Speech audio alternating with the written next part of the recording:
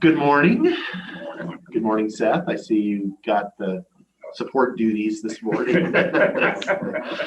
You get Jeff back over to where he belongs later. In case I get lost. In case you get lost. Okay. Good morning. So anytime you're ready. Okay. As everybody's aware, we brought Seth Scarola. He's our lead design engineer. Just so everybody starts getting familiar with Seth, see what he's like. And in case I get lost, there's always that. Or distracted, maybe on the way back to look at other stuff. There's lots going on. Yes, exactly. So speaking of that, I'll get on there. We have quite a bit on your consent agenda this week. The first item is these are the actual last two parcels for Courtney Road. They are officially here. Item 7 is a service agreement with Justice Systems for our control board. They come in twice a year. This is a 5-year agreement. So while it seems a little high for 5 years, that's not too bad since they're coming from Seattle, pretty much that area to do the work. The final acceptance and retainage for the Darwin Bridge project. We have notice to contractors, which is 9 and 10 for our paving projects, Roosevelt and Darwin, to go out to bid on the 19th. And last, we have a payment approval for Justice Systems in the amount of $21,600, and for one of their last, they just have one small payment left, and then that'll wrap up that project. On the construction plan, we have the annual striping contract. We did get the paint. It was delivered. Beads didn't come though. So they have a stockpile. They're going to break some. So they're going to start striping, I believe, next week. Old Mountain contractor wants to start June 1st. We are meeting with the landowners today on site for an open house. Roosevelt Drainage contractor wants to start work in June, or the one now they can get the materials, but they don't know when. So we're running up against that, the whole thing. The other two, the federal projects we awarded last week, the contracts and bonds were sent to the contractors so we can start working on those.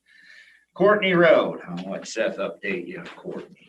So as Jeff said, the last two settlement agreements are before you guys today on the consent agenda. The deviation request is still sitting at WashDOT waiting for approval. Once we do have that, we'll have to go through a waiver process at the county level to get that deviation approved. Let's see, we're finalizing the construction plans and provisions, planning on a fall bid for the project.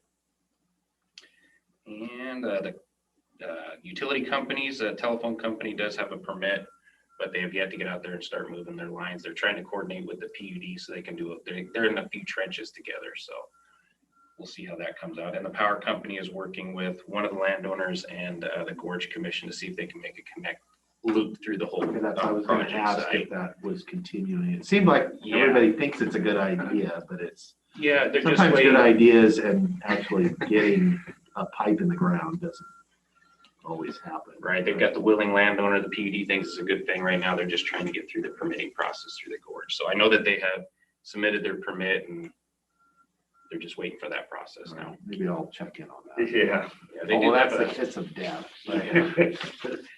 They do have a contingency plan if they can't make that loop, at least to get the stuff moved they need to for our project. But that'd be their ultimate goal, is to make that connection through there. So yeah. Okay, thank you. Maintenance projects. Well, hang on, let me get, we have a couple more, like we talked about. The paving projects are going out to add, and guardrail project SES group started to put that together for an ad this fall. Well, we're hoping to go out to add soon, but we're told that materials and contractors for guardrail repairs are out quite a ways. So we'll at least get someone lined up. We've got a few damaged guardrails in the county we're trying to replace. Okay. Maintenance projects, East End crews crack sealing and sweeping off roads. Tomorrow they will be removing the gray house. So they'll kind of stop with their crack sealing, and we'll get into that here a little bit more in detail. West End, the crew is done with their grinding hauling out of, from the Klickitat project. We worked with the state on that. They gave us the grindings. We hauled them up on Gackus. Works well for base up there. And we don't have to pay for the materials, so that's kind of nice. The crew's hauling and placing rock on Stats. We're mowing in Lyle this week, and we're doing some grading. How much is Stats are you doing?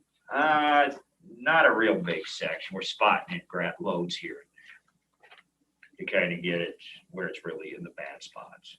And that's on the part that's already rocked, or is that? A little bit on the part that's the rock, and then we'll go up above and do some up in the bad spots. I'll get you more of the limits next week, Jake, where we were at, where we actually placed the rock. New county building, pretty much is the same as last week, except for the plumber is now installing the plumbing on the second and third floor. The furniture has been selected and ordered. The appliances have been ordered, and we will get delivery this month and next month. Let's see, the pay estimate will come to you next week. It's for approximately 2.55 for April. Annex 5 relocation, the actual signing with the landowner is scheduled for next week. And the parking expansion, the gray house has been abated. They came in yesterday, did it all. Tomorrow, the crews, we're gonna take down the house, and we'll start working on the parking. The goal is to get it done before the jury trial. I'm gonna go on with them today. And since that parking lot's never been opened, that would be a good parking lot to set aside for the jury trial. Yeah, I like that, because it's new. You're not displacing anybody well, I always park there because it's like nobody's parked there before. There was a house parked there. Exactly. And it's about the only parking lot we have is the post office or the bank parking lot. And, it's just as easy to put them there. It's actually closer to the north entrance. Okay. Cool. So that's the plan. Courthouse entryway, contractor work this Saturday and completed most of the demo. What we found when we completed the demo is the concrete, some of the walls, the retaining walls on the south and the north end have deteriorated over the years. So we got with our structural and came up with a plan, and we're going to get a price out of the contractor. We're going to have to basically go down 4 feet from so we'll go like 18 inches underground. Where we get into good concrete, we'll cut them off there, and we can save the rebar. If not, we'll have to put dowels in, but I think we'll be able to save the rebar and then just pour a new wall up to support that, to support the stairs on it. Speaking. Yeah, I came through Friday evening on my way back from Spokane, and they were hard at it. I was like, I'm glad nobody's here, because it was loud. It was quite loud. they were going at it. So yeah, and Saturday they hit her pretty good. So there's a gigantic footing that they're placing, and they're going to pour that tomorrow.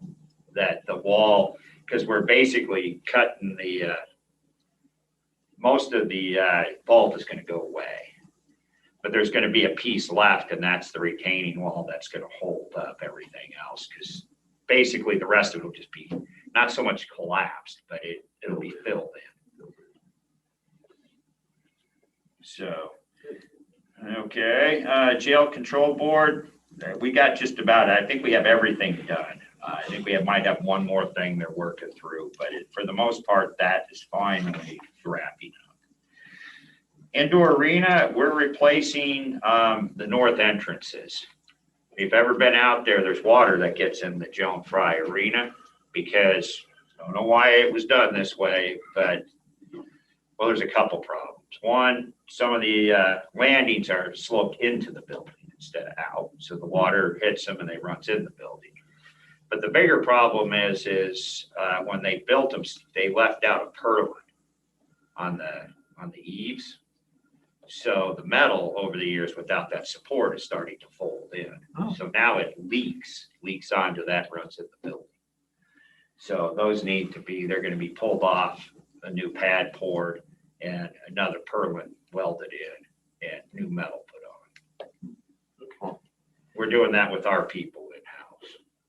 Our carpenter's doing all that. What section of the building is that? All the north side entrances. We're gonna do the two middle ones first and then the two outer ones, because there's an event there this weekend, so they pull the two middle ones off. They'll do them this weekend and the two outer ones, because the northeast corner is the one that gets used the most. That's kind of almost like the main entrance. Yeah. Was there Sunday? Yes, exactly. Okay, jail HVAC is getting installed down in the communications room. Radio sites, the equipment moved. They're gonna start on the 24th. We're gonna fine tune everything this week. The system, it'll take them, they won't actually move the system until June, but they have to get set up to do that. So they're gonna put the wires for the new antenna, or extend the wiring for the antennas and stuff. You don't want to splice that, you want to home run that. So they got a wire for the new antennas back for the new. So they'll do all that. Other issues, road rally we talked about is the 22nd. Building names and conference room names. I was told that we need to make a decision soon, or they'll say we're holding them. How many rooms were there? I believe there's 4. I thought there was 5, but Katie told me there's 4. There's 3 upstairs and the 1 downstairs, so there's 4. So we did hear 5 before. I know, Okay, 'cause I know, you did We're hear not 5. crazy, so I was there was wondering, were you 5. including the chambers as one of them? Is that where my mistake came from, though? I don't remember, but I confirmed it's 4. It's 4. Okay. So So, in location is the 3 up in building planning and then the 1 below the commission. yes, exactly. Yeah, because I think the idea is to call the chambers. I think that was. Yeah, it's not really a conference or any more than this is a conference. Exactly, but that would be technically your 5th conference.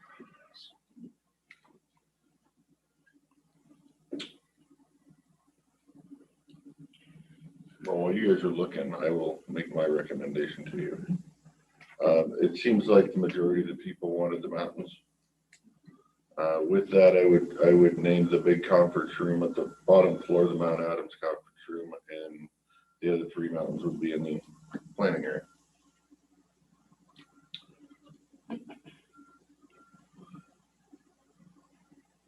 But honestly, however you want to do it, I really don't care. I'm just happy someone else figured it Yeah, out. Do you want hood, even if it's in? really, I don't want Badger Gulch. I just like saying. Well, there was Goodnoe Hills too. There are I'm like, well, badgers no. there too. Yeah. Do you want what now? Did you want hood, even though it's in Oregon? I didn't know if you were. I couldn't think of a 4th mountain that was, I mean, you can go with Rainier, but it's farther away than Hood is. At least Hood's in our view or our scope, was what I was thinking. I mean, I see Hood from my house, so.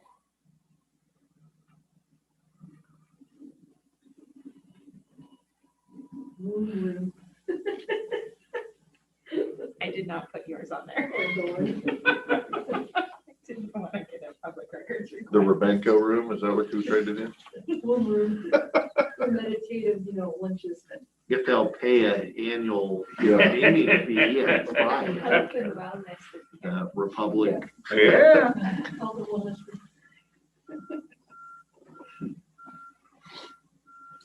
I would be, rather than Mount Adams, could we just do Adams Conference Room, Rainier Conference Room? Click them out, skip them out since we know they're mountains. Yeah, I'd be fine with that. Yeah, I'm fine with it. Yeah. It'll save us a couple bucks. Yeah, that's Save right. us some money on engraving. On I'll just engraving, worry about yeah, I the like taxpayer funds, right? Okay, so we have Adams, Rainier, St. Helens, Hood, And Hood, and Adams downstairs. yeah, the big one. Okay. Okay, I'll let our people know. Thank you. Would you send a thank you Yeah. to all the people who submitted? I like the idea of decorating with the mountains. Uh-oh. Would that be, have the pictures or like, the. Oh, yeah, because then you could have pictures of that mountain in that room. And the Oh, native- yeah, I the like native that. plants We there could with coordinate that. the, And make a art. historic thing of like when it, Yeah. yeah, little statistic. Yeah, no, I like that too. get the A design. little history lesson depending on which conference room they're in. Uh-huh. Uh-huh. Gives you something to look at when you're trying not to listen to the conversation. I was about to say that, but I chose not to. So I'm glad you did. Just trying to fill in for you. Okay. Yeah, no, I like that idea too. Good. And whoever's this one was, Okay. Mhm. find out who that was. Find out. Yeah. You want me to ask them if they want to? No, You can ask them if let's they find want. out and I'll give them a $10 gift card to make my day. I think they should get like something, like, yeah, I don't know. Attaboy. Actual attaboy, achievement, employee of the month, something from the whole. Dedicated parking space through construction. yeah, there you go. That's worth a lot. That's worth a lot, yeah. It's always the left. A list of rebels. Okay. That's worth a lot, yes. Well, see, there you go. Well, that doesn't do anything. I know, she's already got a parking. Give her a parking spot. Okay, Okay, Superload. Superload is going out on the 12th, the 10 to 6 a.m. on the 13th. The empty without the load is scheduled to go out this Saturday. There will be closures during the time of hauling it out, rolling closures. And we're communicating with Jeff's group on that. The only other thing I got on here is Dallasport Community Center. And, that's opening back up for leasing. And what we've done in the past, which I'm not so sure that that's the best thing, is somebody from the community has kind of helped us out by renting the thing. The person doing it now is not really that excited about doing it. He kind of got it by default, just because he's close to it. And with COVID, we're supposed to clean it after every use. And like we do the rest of our facilities. Sure. And without us, I'm not advocating for more work, but without us being the people that actually rent the facility, we don't know a lot of times until a month later when they come in and say, here's the dollars. And it also came because one of the groups called me yesterday and said, what's going on? We were told that we can't rent the facility. And I said, well, there's just some miscommunication. But our crews actually went down today to clean it. So the thought is maybe we take back the renting of the facility and we do a card or a key card system. Now, my thought is I don't want to close, we don't want to close out the water district because evidently that's their bathroom. Really? Yeah, I thought we put a bathroom in there. I did too. It seems like we spent enough for I could have, but it. I have to pull the Two plan. bathrooms. I thought we put a bathroom in their well house, but Yeah. maybe not. You're right. We did spend a lot on the well house. We did. But I don't know. So I'll double check that, and I'll reach out to them. But we would give them a key card and of course the community council. Anybody else that wanted to rent it, I guess, because we know the community council has meetings on certain times of the week. We'd go down and clean it because again, if we putting that on a volunteer is kind of asking quite a bit. And I'm also a little concerned about what happens when the auditors lock into that and go, well, how do you know who's renting and who's not? And how do you know how the money's getting transferred? Because I mean, And myself, I think it's fine. It's honest. They're doing what they're supposed to do, but the auditors may not see it that way. They'll say, So well, we how did-" don't charge the community council to use the, right, No, we don't charge the community or the council. water district to be able to No, go in. we don't charge those people. And technically, whoever gets tagged with the responsibility, they have to run that person. It's like word of mouth. You know, they have to run that person down. And it's changed over the years. Now they have a certain person that does it, but I don't know how long he's gonna want to do it. And they run him down and say, I'd like to rent the place for this day. They pay him the $25. And maybe somebody else comes in, and then every so often they send us a check, or they come by and say, here's your money for what we rented it. You're saying a key card like our key card readers? Would it make more sense to use a key code and then you can just have different codes in there? That's not a bad And then idea when too. somebody rents it, you don't have to give anybody a card or anything They else? just have the code. Well, that's a just have good a idea. For the day and then Different about the Lost wires. key card. No, I like that. The lost key card we were thinking we would do, we just destroy the key cards. But I like the idea with yeah, that's a good idea, Jake. Thanks. We'll look at doing, Gotta be cheaper too. yeah. And there's some pretty cool ones that you can do remote from your phone. And so whenever you know, and then if you have to have for the auditor, you know, who rented it and when, it has a list when it's been open, all that. And they're a couple $100. Yeah, we would reach out to the public and let them know that it's coming from Public Works. Again, I'm not advocating that we need more work, because we really don't, but I would, just while we're on the keypad thing, lesson learned.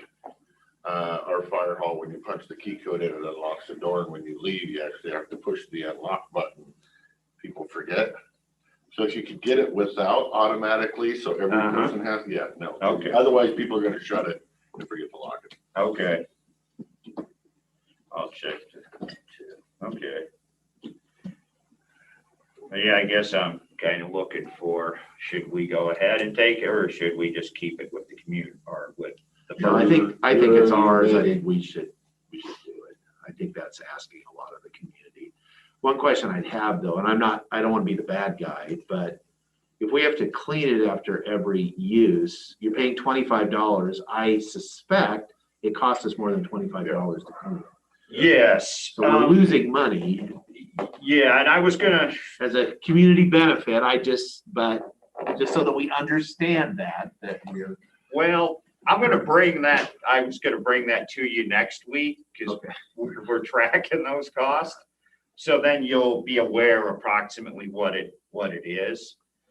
I went down there when we were putting together, you know, some projects and stuff.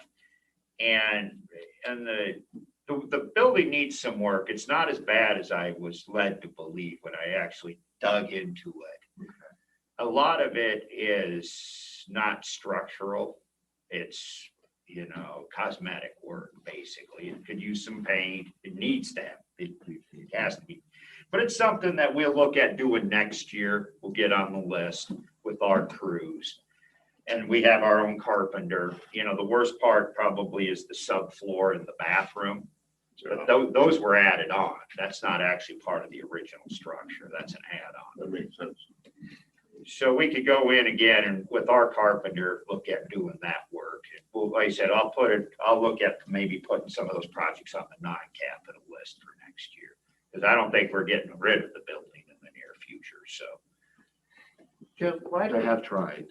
why do our people have to clean it with the agreement with the person? Why can't we leave the cleaning supplies and require them to clean it? Well, we could, and we tell them they have to clean during their events. But the reason we've decided to do it at all the other places, and I like the idea, is because then we're sure that it gets done. I mean, with the community council, I would try, you know, but a lot of these events, they just, and we've offered that as an option. Maybe we do that. We tell them, you clean it, we'll deduct this off of your price.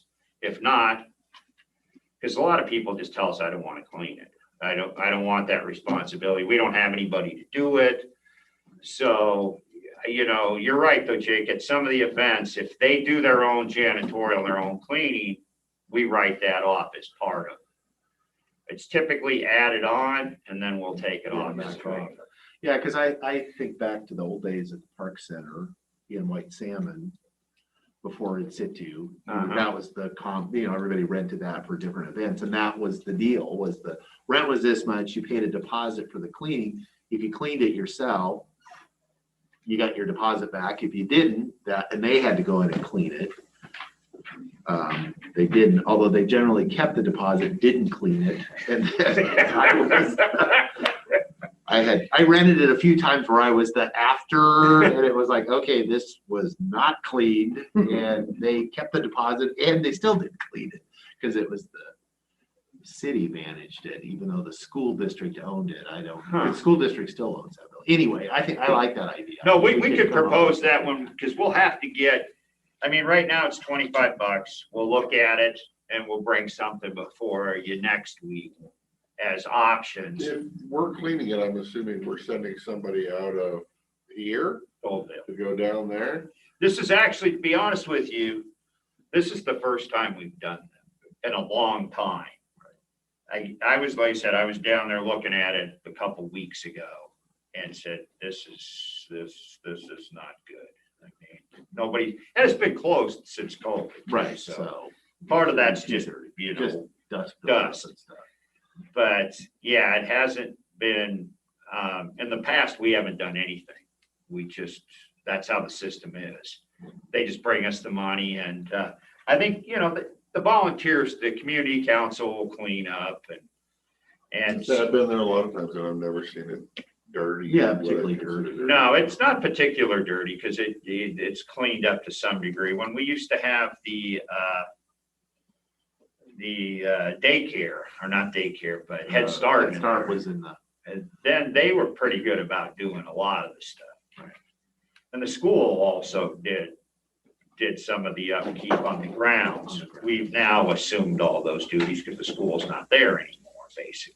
They're just in Lyle, so they don't have anybody in the area because they used to cut the grass when they would cut their grass. Right. But I think that's all being done by Sage Tech now. Okay. So, okay, I think that's all on our list unless you got something. Anything for the.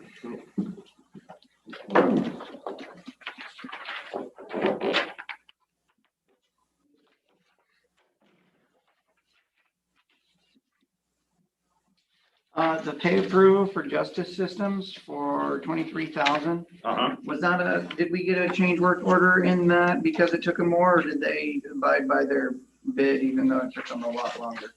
No, we had one change order for $12,000. Okay. And the second one that they had talked about, it sounds like they're going to not bill us. Some of it was on them, there's no question. Some of it was on us. So they were here, they've been here a lot longer than they anticipated. Going back and forth and back and forth. But I think now we've got everything hammered out. That's what I've heard at the last, but there still may be a glitch or two. I think that'll come up, but that's what their service contract now is for, is to come back in and keep the software updated, make sure everything is done, everything is working properly, because it's an expensive system, but it's also a good system. Anything else? No, I'm good. Okay, thank you. Thank you.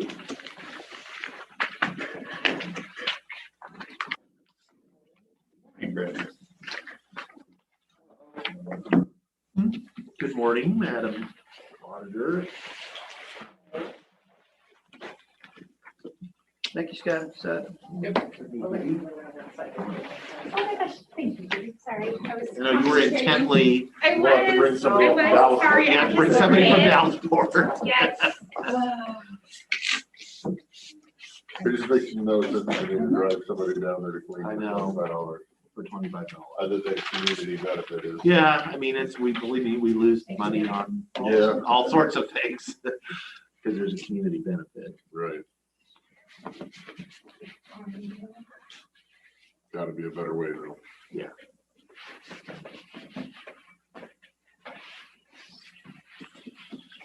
Thank Can't you. imagine We somebody need to doing try this. part-time not job You're, down there. it'll touch your papers. Part-time on call. Stick. Okay. Okay. How's everybody this morning? Living the dream. Oh, The sun okay. is shining, birds are singing. It's nice, isn't it? Yeah. Found a parking spot. Yeah, There's been a lot of those lately. I don't know what's going on. seriously. This park right behind the jail, there's one car parked in there. Every time I drive by, there's, now I could drive a big giant diesel, it don't fit in there. But there's like one car there, nobody parks there. Get here at 8:05, that's a lot different. That parking lot's full? Oh, yeah. You're lucky if you get anywhere. So, and I drive a small car.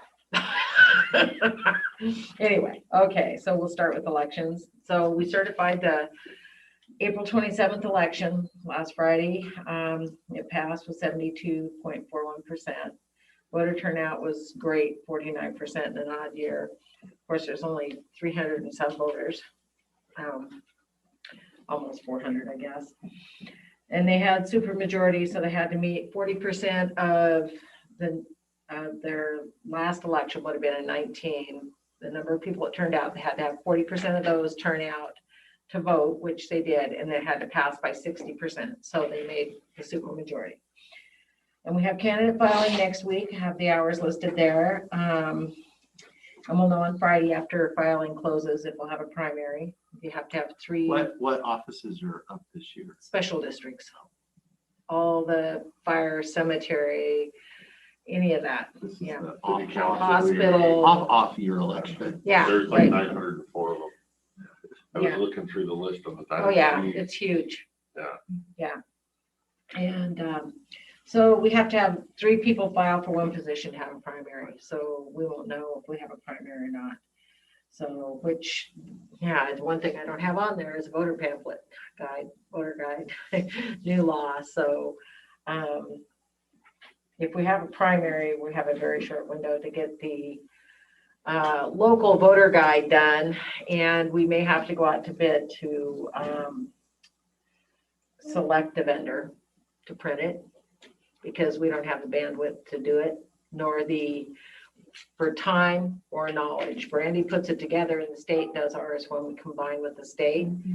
But there's a new law that says we have to have our own, whether the state's having a voter pamphlet or not. So For every election. every election. So we have February election, we'll have to have one. We have, April, yeah. Yep. So if it's simple and it's like Glenwood could have had just a double-sided sheet of paper, we could fold it and put it in with the ballot because we did it all in-house. But it, a lot of times, is a lot of pages. So especially this year with all the candidates that are up. So just throwing that out there, it's going to be more, and I don't know who's paying for it. Just throw that one out there as well. So going to finance, we're progressing fairly well on the annual report. Heather's been beating herself up, and I've been doing some things that I find out's needed. She's anyway, providing reports and that to the contractors. They were here on Thursday. They had planned on being here 3 days, but they felt that they were far enough ahead of the game. They could be on site one day and do the rest remotely. Still looking for some information from a department, but for the most part, we have the majority of it. So finance committee is this Friday. So we'll be meeting again and you'll be getting a set of minutes.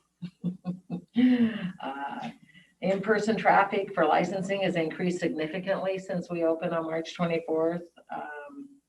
And another issue that's going on at the state level, Walla Walla, is the prison, they produce a lot of the inventory for the Department of Licensing. While during COVID, their storage areas were getting full, so they cut back. Well, now they're having trouble ramping back up. And so there's a significant shortage of inventory throughout the state. So we just took a physical of every spare, everything we have, because Skamania County is totally out of truck plates, and they have, I think, 10 or 15 passenger plates left. There's, not a method in place for us to actually transfer them to the state, but this, somehow it's gonna happen today, because I'm gonna talk to some people, because they can take that inventory at the state level and remove it from our county and put it in Skamania's, and then Skamania can retrieve it from that. And then he said he'd meet up with me to. You have to physically transfer them. Yeah, and we can't just have anybody do it. It has to be somebody that's certified and licensed and works in the auditor's office. Yeah, you can't just turn it loose with anybody because it's accountable inventory. So that's a big deal, because they have to issue 15-day permits to anybody that they don't have a plate for. And you don't extend those. They are 15 days or you're supposedly park them. So I don't know what the state plans on doing about that either. Yeah. So it's kind of, and we're going to be careful and keep what we need. We've ordered more inventory ourselves. Don't know if we're going to get it, but we'll share with what we have. So number of recordings. Nice to be neighborly. Well, yeah, because they'll help us if we need it too. The number of recordings, we seem to be seeing an increase weekly. There was a problem over a few day period last week and into this week with our e-recording, and the treasurer had e-read issues for his, he just went live with e-recording too for REIT. We believe the issue has been resolved, and I'm not going to go into detail as to what happened. It did not involve our office, and it did not involve the vendor. So, and then additionally, once everybody's moved over to the new building, I've chatted with Lee and with Public Works. Nobody is asked to have that space in between my two archive rooms, and we would love to have that. And I asked Gordy about it. He said nobody's claimed it. I said I need to talk to Lee. He said yes. I talked to Lee this morning. She says all her stuff is going with her, and we could put all of our recording archival in that room. And then we have, because it's kind of a mess right now. We'd be happy to give you a tour. Yeah, anytime. It's been a while since I've been down there. Oh, you'd be really impressed. It went from worse to better to worse now, because we took I think I saw it, last I saw it was during the better period, because it was pretty good. And that's a relative term. Well, I understand that. Well, and We were looking, in fact, you took us down there, because we were worried about the pipes. leaking pipes over the rent. Yes, because there was some communication, and for a contractor it was sufficient. For a layperson it was not. Right. So when the layperson found out what happened, they kind of went crazy, which would have been me. Lay person, yeah. Yeah, that would have been me. Yeah, let's keep the record accurate. Yes. That was, yeah. Poor Kitty. He's like, but I told you. And I said, but I didn't know it was that. Yeah. I said, this is not okay. Well, that's how it is. Yeah, okay. Yeah, so it's, because I was getting stink eye over here, I'm sure, through the wall. I never do that. Through the wall. There were some records under the stairs that certain departments didn't claim or didn't want to claim or didn't think they were theirs, and no, they belong to this office, and this office said no. Said, we will take them, we will go through them and decide if they're archival or not. And there was some miscommunication on how that happened, but it's all in the room. So in addition to everything else, I did not want to have something come up a few years from now like it did when I first took office, when they found some of our books from when we had the old fire here and people threw stuff out in the dumpster. There were books, Klickitat County leather-bound books found on eBay for purchase. So no, I said, we'll take them, we'll take everything. Don't want to see that happen again. Do you remember that? I do. Yeah. I had forgotten that. Oh yeah, no, I had not forgotten. So, yeah, so the room is even worse because there was supposed to be communication on when those Stuff got documents were cleared getting out. moved, and there wasn't, and so they just made their Had to own put them room. somewhere. They just made their own room for them. in the room that's Even with full. Communication, it would have still been bad. Yes, it would have been, but anyway. So we've got those, so it's, yeah, anyway, but I would I like don't have any to, thoughts. I mean, I'm a firm believer, first ask, first come, first serve. I'm just throwing it out there. I would like, Yes. I And would the like, auditor is the official keeper of the record, and they do need that capacity. thank you, Lee. So. We're not leaving our stuff, so No, it's all going. it's all going. We're I'm taking not it with asking us. for a decision today, but just keep it in mind that I'd like to be the one that said I had first dibs You got on first it. dibs on this. So, Reminds me of the old jail when it was time to. oh, yeah, yeah. There was quite a food fight over And there was a big food fight over that. prime real estate, so. Yeah. I don't know how many coats of kills had to go on the walls. It was bad. And the veteran services, he continues to work with vets. He's adjusted his hours some because sometimes the federal government sets their virtual hearings on Mondays. And he normally doesn't work on Mondays, so we're adjusting so that he gets about the same hours. And he gets at least what he's supposed to make. Sometimes he's a little over, but any questions? Questions for the auditor? Electronic time and attendance. That'll- Is that not part of the Klickitat thing? No. That's the different software thing you're talking about? Oh, that was from before, yeah, and we'll get that when we get a new system, because to me, here's my simple thought on it, is that it's gonna cost quite a bit, and you get it, and then you get a new system. So is it compatible with the new system? Right. I mean, Until there's a new system, I was just trying to figure out if it's a separate it is a separate dollar amount package, and what yes. dollar amount that is. Oh, yeah, no. Because you didn't put dollar amounts on that or your. Oh, on my thing there. yeah. Envelope stuffer, so I have you at my mercy right now, so I thought I'd ask. Okay, envelope. Sorter. Ballot envelope. Oh, the ballot sorter. No, that's not, and you don't stuff ballots, please. No, you don't stuff ballots. I stuff mine. We don't use that term in our office. We assemble ballots. Assemble. It's like stuffing the ballot Some box. assembly required.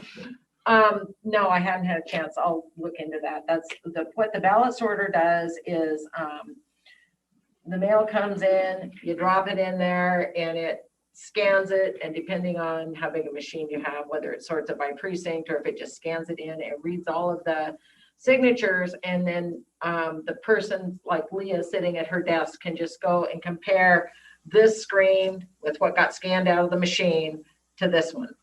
And they all go in batches, and it would be a lot less labor. So the because- computer doesn't match the signatures and No, show up a red no. flag? It's actually a person matching the Yes, signatures yes. electronically on. Yes, so the envelopes go through there and then you compare them. You know, As opposed to what do you do now?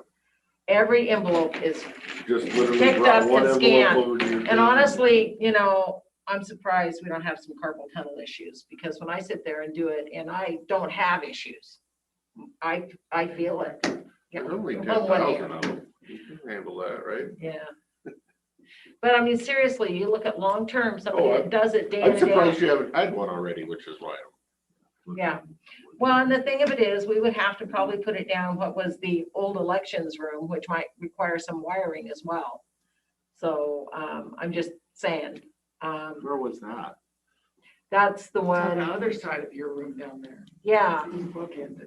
So when you go up and the commissioner's archive room is here, we have this big monster over here. And then this one used to be where they processed all the elections. Oh, I did not realize that. Yeah, so on election night, what they would do is they would come through the double doors, the roller doors, and everybody bring their ballots in. There was tables set up and you would check in, you know, the inspectors would present their bags of ballots and whatever. And they would check them all in, made sure they had, and their supplies and all of that. And then those ballots would go back into that room. And that was a secure place with, the door was open and, you know, supposedly observers could watch, but when I was on the ballot, I got to go to the door and stand on the little red line. And you can't see anything, but that's where they all opened the ballots and they looked at them, verified them, and ran them through the machines to get their tally for the night. a lot different these days. We're using that now for election storage and some of our DOL storage and some archival, a lot of election archival. So, Okay. but yeah, I thought you guys knew that, sorry. Well, I guess I should know you two didn't, but I figured you did. No, I was never here for, I mean, I never was in the building. You were here when they for a- built this building. Yeah. Well, that's true. I laid the cornerstone. Yeah, there you go. So anyway, yeah.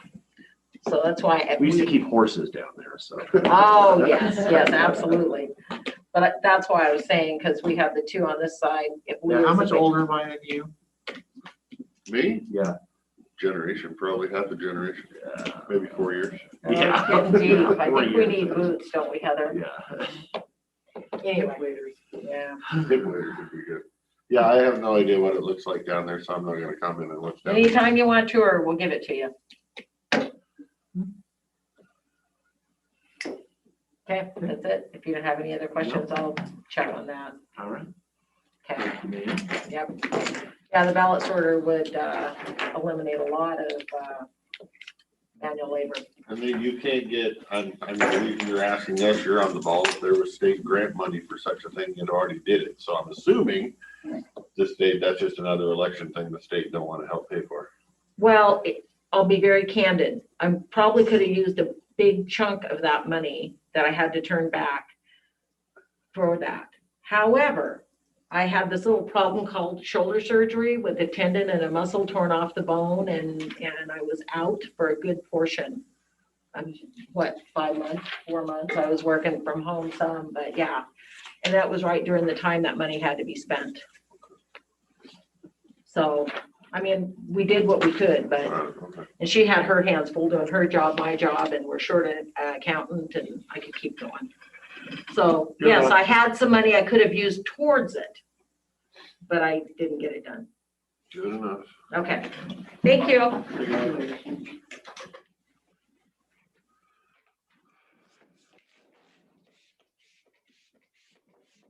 And you want.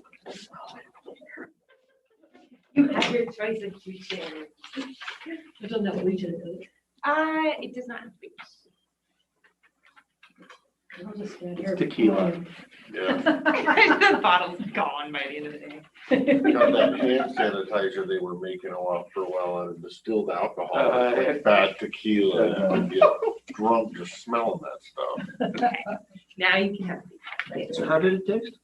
I- I'll let you know.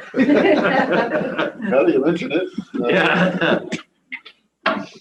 So, The blindness was temporary. Well, there would have been blindness involved. for the Litter Crew program, our Secure Your Load event is June 12th, and it's starting at 10 a.m. We'll be on both sides of the county. We will have a 4-hour stint here from 10 to 2 at the Grange, and then 10 to 2 out in at the high school in White Salmon. So we're kind of getting geared up towards that, and we are currently taking data from the different transfer stations, Delsport and Goldendale, to determine what the percentage is of unsecured loads and secured loads. We've got it kind of broken down into a couple of different subgroups, but we have to collect that data to see if our outreach and education actually works after the event. And so that's what we're really doing right now is trying to hit the road with a lot of data before that event. How many people do you have signed up for that, get your free bungee cord, secure your load thingy? I don't think we have anybody signed up yet. Have they already? I don't think they've put that out. Because it was somewhere, and I went looking on your website to kind of tool through to see what that is, and there was 200 of them or something you were giving out to the first 200 people or something. I couldn't find it on yours. I couldn't figure to find it on Ecology's. Well, I don't think that's because we haven't. Haven't launched Haven't yet. It hasn't launched lau- yet? Yeah, it hasn't launched yet. I'm looking for something. So, that wasn't we're still in the process of trying to firm up a couple of places that will help to promote that. Allen's being one of them, and then we're gonna talk with Ace Hardware over there in White Sound. We had thought that Ecology had already spoken to Ace, but come to find out as of yesterday, they had not, so. So, I mean, it hasn't launched yet, so I'll let you know as soon as it does. It will be broadcast, because, you know, it's a very short window. But, so, and then the other thing too, one of the things that I used to do is kind of give you guys an idea as to how much litter is being picked up in your district. And so, we are going to start that again. So currently, as of last week, District 1 had 4 pickups with 4,025 pounds of litter. District 2 had 13 pickups with 8,650 pounds of litter, and then District 3 had 14 pickups with 15,775 pounds of litter. Yes, I failed. Okay, my district failed that challenge. Maybe it was the other way. I mean, maybe you won. No, they Look at won. all the litter they got picked. Whoever has the most In other wins, words, right? the biggest problem is dropping their load over here. Yeah, and there is an illegal dump that Well, the will wind gets Don't stronger. take care of. Well, I It's think down more Highway people on 14. this side drive to the transfer station versus have garbage cans. I think that's part of it. Yeah, oh, yeah. Well, and with that Where was the being, illegal dump? there's one down Highway 14, just past the aluminum plant that will be taken care of here in the next day. My litter crew supervisor currently is only working Wednesday through Saturday, and since juveniles are on a low right now, we're probably going to switch him over to his summertime hours a little bit early. So I will be putting in an alternative work schedule for him for next week. And also we'll be putting in an alternative work schedule for myself for 410s. I've got a lot of stuff coming up where I need to be available. So, so I have that. And since you mentioned curbside, I will put out there that Republic Services is kind of rearranging their recycling pickup and their garbage pickup because we are obviously growing as a county, and what they have right now is not sufficient to be able to pick all of that up efficiently. So they need to add to their crew, they need to add to their fleet, and so they're just kind of in the process of trying to work that out.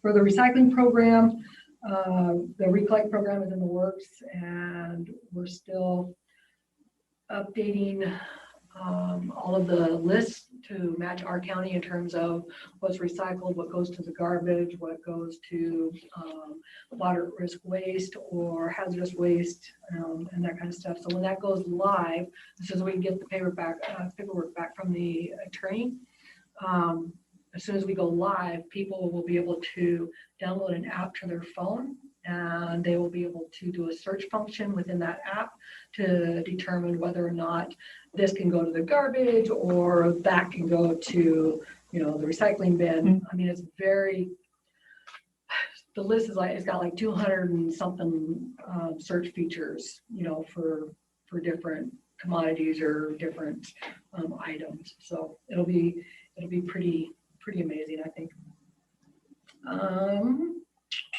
Yeah, so we're still waiting for the paperwork from the PA.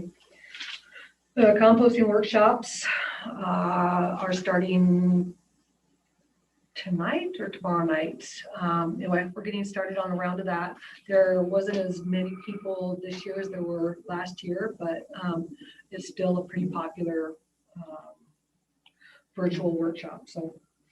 And then we're also doing the curbside recycling audits to find out what our spring contamination consists of.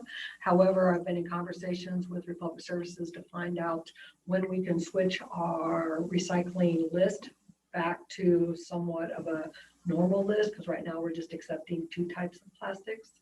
And you know, so I mean, the list is still truncated from a year and a half, 2 years ago.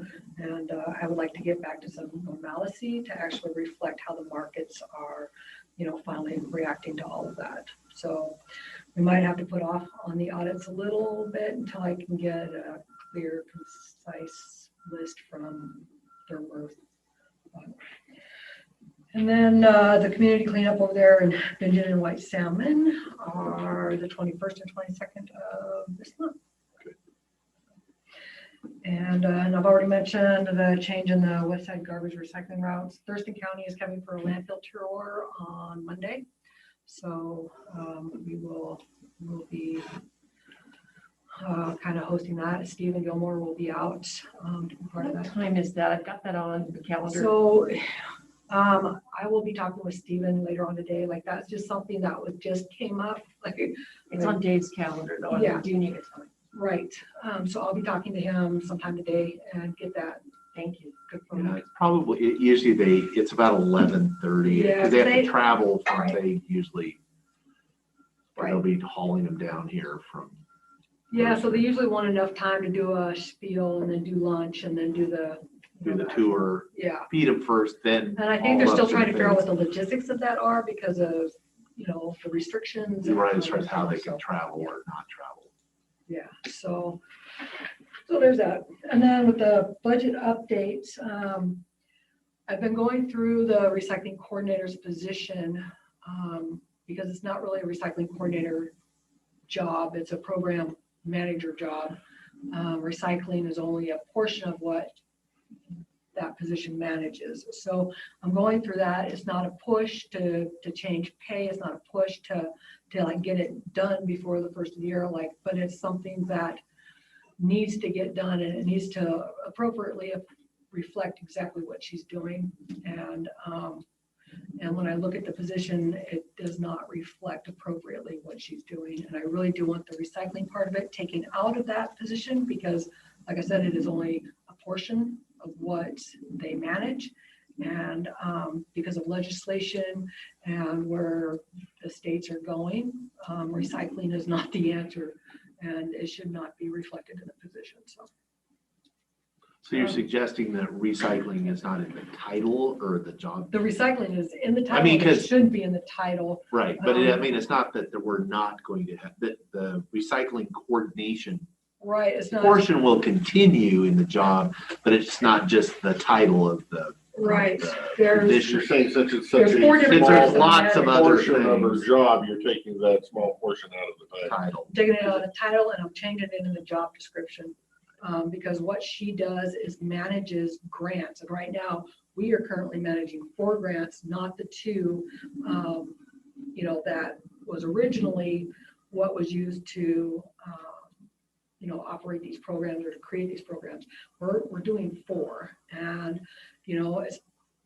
it's a potential for one to go away, but it's also potential for another one to take its place or 2 more to take its place. So the grant management part of it is so specific that it's just, there's a lot more that goes into this job than what's reflected in that sheet. And so as soon as I get that done, I will be presenting that to you to kind of go through and then we can just pick up the discussion then. I did talk with Rob. He did mention that next year in June and July, there would be, someone coming in or a company coming in to kind of look at how the jobs are reflected in the, in their sheets. So it's, this time. It's this year? June. This year? Salary. Oh, okay. Next year. Next year. I'm all like, We're I planning a feel year like right ahead. now I'm in October for some reason. So, and then, so to also give you an update on the budget, because I didn't have it when I wrote this. The tonnage reports that I just recently got show that for 2021, we got 194,500 tons, which is way up from 2020, but not too far up from 2019. I did look at the year-to-date amounts for tonnage, and in 2019 we had 740,000 tons basically, and then in 2020 we had 70,000 or 700,000, and then in 2021 we had 781,000. So we're actually up by about 40,000 tons over the good. course of 2 years. Yeah. So we're up from 2019 by 40,000. That's good, because that's our last, Yeah, true or- comparison base Right. here that we could use. Yeah.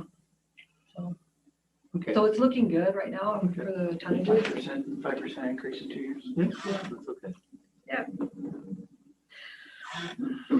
Anything else? A nap? Questions for, No. I had one, I did have a Meditation room? complaint, and I don't know, not a complaint, an inquiry. Someone was gonna do a large kind of demo job, they were contemplating doing it. And had contacted, on their own, they had contacted Republic about getting the big, 40-yard dumpsters that they Yeah. would use the track hoe, and we're told that there were none available for the foreseeable future this was in the central part, around Lyle. Yeah. Is that true? Is that not? And then what's going So- on with, I knew, because I had asked, I said, well, the last job I did was a couple of years ago, Mhm. and I did have to give, I was out probably 6 weeks notice Right. that they were scheduling that far out, but they said they weren't even, there was not even any reason to schedule it. Yeah. But they did not talk to Goldendale, they were talking to corporate in So that's the Olympia, problem. and I said, yeah, I think that's the problem. That's part of the problem. All of the calls are being filtered through Seattle. And at this point, I don't really see that changing. And in terms of, like the roll-offs and stuff, like because of the increase of population and the increase of need, it has created a little bit of a problem because it doesn't look like they have the equipment or the drivers to be able to handle that influx. So it is getting pushed out further and further and further. I'm working with the BU the business unit to increase that equipment. But it's on their radar. They're working on it. I just don't know how long it's going to take. Because that that has a lot of times these are, like, we're tearing down apparently we have a roll-off Yeah. that we were able to get here in Goldendale to. So if, But I think of the, several times I've done it, there was an economic development component where we were tearing something down, Yeah. clearing the lot, building a new house on that lot. Well, if I can't do that, Mhm. how am I? Right. So to be told, well, there's nothing available for the foreseeable future, that's, not acceptable. even truss manufacturers will give you, they're Yeah. lying, but at least they're telling me something. Right. But, Yeah, no, or appliances them to or not have that- whatever, at least give me something. for them to say that No, it's not nothing, that there's, yeah. actually, Not- they didn't say, they just not said, acceptable. there are none available in that area, Yeah, no. basically ever.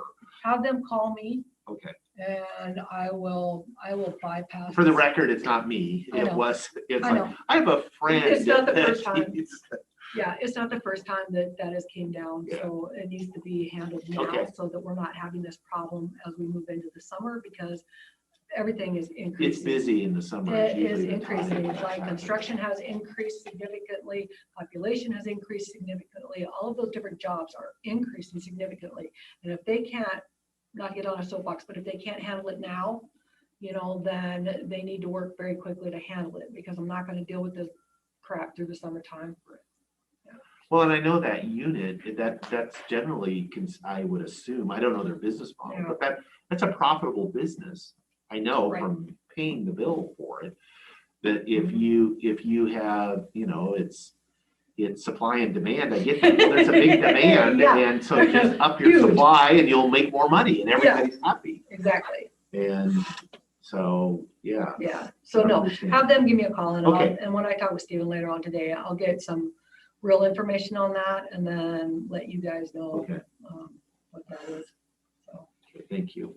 You bet. Anything else for Toby? How is your online form working out for people? Are you getting many responses? for the litter? Yeah. So there was some problems with the program and I had it moved over to the litter crew supervisor. And when I asked him the other day if there had been any submissions, he had said no. So I'm gonna have to have the program actually put me back into the loop on that so that I can actually maintain, I don't want to say control, but I want to be able to know. Monitor. Yeah, I want to know what's coming in, so I'll do that. And then we did a switch over last week or whatever. We had done an update with one of the programs and one of our buttons wasn't working. It would go to a 404. So that is fixed, and yeah, so. Is there a litter? Was there a Problem? Yeah. Oh, you guys just did that big cleanup. So, And Dan won. I failed miserably. No, I'm sure that'll get used way more as the community Yeah, I was finds kind out of, it's there. I was kind of surprised because last week, at the end of last week, I hadn't gotten any after getting like, 4 or 5 almost in a row. And then there's like dead silence. And I'm like, what's going on? Like, did all the litter get picked up? Because I know that's not true. I still see it on the road. Yeah. Like I was sitting at the Goldendale transfer station last week and I wound up getting out and pulling the garbage out of the fences just because it has been there for, a month. I'm just like, I can't look at this no more. So, I would say that would be a good idea to do at the Dallas Port. Yes. There's a lot of trash. so they actually had to shut down Friday due to 40-mile-an-hour plus winds. And so it gets really bad out there. And they did have a cleanup crew a week or so ago, like a company come in to do a cleanup. But because of the winds and everything, it's just a horrible, horrible mix. Yeah. And I don't know if I've talked to you guys since then. There was a incident with batteries being stolen and some cows dying because they had left the batteries in the field. Yeah, I guess They it's an stole ongoing batteries from the, MRW. Yeah, so now the container of batteries is now sitting in front of cameras so that it can be seen. And they left the batteries in a field. well, and the cows when they licked went through the battery fence, after they or cut through something. the fence, and then I guess they dropped the batteries on their way through or whatever, like, I don't know. This was at which transfer station? Dallasport. Yeah, so, Interesting. I know. Yeah, so I think that on the horizon, it might be a good conversation to have on what we're going to do about maybe doing an enclosed transfer station, if this is gonna be an ongoing problem. I don't know. I know that we're getting to the point now where the transfer stations that we have are not capable of handling the influx. So, I mean, if they're having a hard time now, just imagine what it's going to be like in 10 years. Which if we start having a conversation about transfer stations, it's gonna probably be about 10 years 10 before they years even to get start it fixed, the, right? before they even start the groundbreaking. Okay. Anything else? No. Yeah. No, that was a good little piece of insight, that last 2-minute talk. Okay, Yeah. good. Thank you, ma'am. You're welcome. Enjoy the rest of your day. Yeah. Try to take over the world. Okay, well, we have a little time. I don't know if Commissioner Anderson wants to share. I was just kind of curious how your meeting with your liaison duties went. Oh, We do have one item. oh, we do. I'm sorry, it got changed around. I knew Do you that. want to do that? No, first? let's do that first. Let's do that first. Can I ask you to be on during board pending? for that? Okay, I'll wait. I'll defer then. Are you sure? 'Cause I Yeah, can- no, let's do it. 'cause I can go back and forth. She's gonna be gone this afternoon. No, that's Yes. fine. We have plenty of time. I was looking to fill the schedule. So. That's what we And I really, did see it on there. I but just now we left you forgot. a gap this afternoon, so I'm sorry. It's all right, you can be excited. I know, I was this morning. I had to ask. Did you guys have any questions about the I do. applications? Okay. Okay. How much money do we put in that account every year? So there's $5,000 that is allotted at the beginning of the budget season for any of the. So we really have $5,000 to work from if we go over that. if we go over it, what I would just do is a supplemental. When we did that Like last fund year, we balance. went over, we had given somebody How more often do than, you go over? Rarely. Rarely. I think that was it maybe only twice, right? Because the Centennial Bell counted. Yes. Okay. So we've only had, there's only 3 requests. Yeah, I was Well, I was surprised at the cemetery. The other two I've seen on past requests. And the cemetery one is kind of a funny, it's a different one, because I think there was this request from the cemetery in the past, but this is the cemetery, a part of the district, and they just want to do the pioneer section. They're not doing like the part of the cemetery, they're just doing a specific section, and which, reading through it, looks like it qualifies as a historical project. Yeah, and the grant dollars come from the recording fees. Yes. And it generates about, Okay, so that's the thing. It usually generates about $350 to $400, and now it's generating about $1,000 a month because of the recording fees. So the way that it is. So we are getting an unusual Yes. amount of dollars, so. Mhm. There's also advertising that is budgeted in that program, because these are advertised.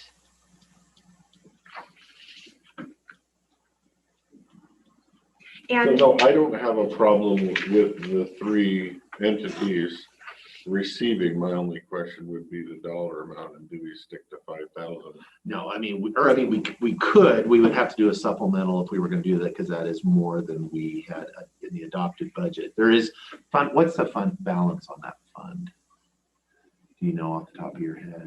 10 or 11,000 That's what I was- after the 5,000 is taken Yeah. out. That's what I was thinking. So we have capacity. We have historically tried to keep our annual spending to roughly, to maintain some. Right, so Fund balance. my worry, I guess I'd say, is also setting a precedent for next year and the year after and the year after and the year after. Historically, we started out, there was quite a chunk in there. when Because we didn't first spend started. anything for a And long that time. And it First built year, up. quite a few dollars were awarded, and then we went a couple years scaling it back to make sure there was enough and let that build. And then there were maybe 2 or 3 years that nothing was awarded because that fund had to regenerate. So the only thing that kind of wasn't included with the Mountain View Cemetery was their budget, because they didn't have it. And so Thought I saw that. they did their 50,000, but then their full Mountain View Oh, Cemetery budget, which.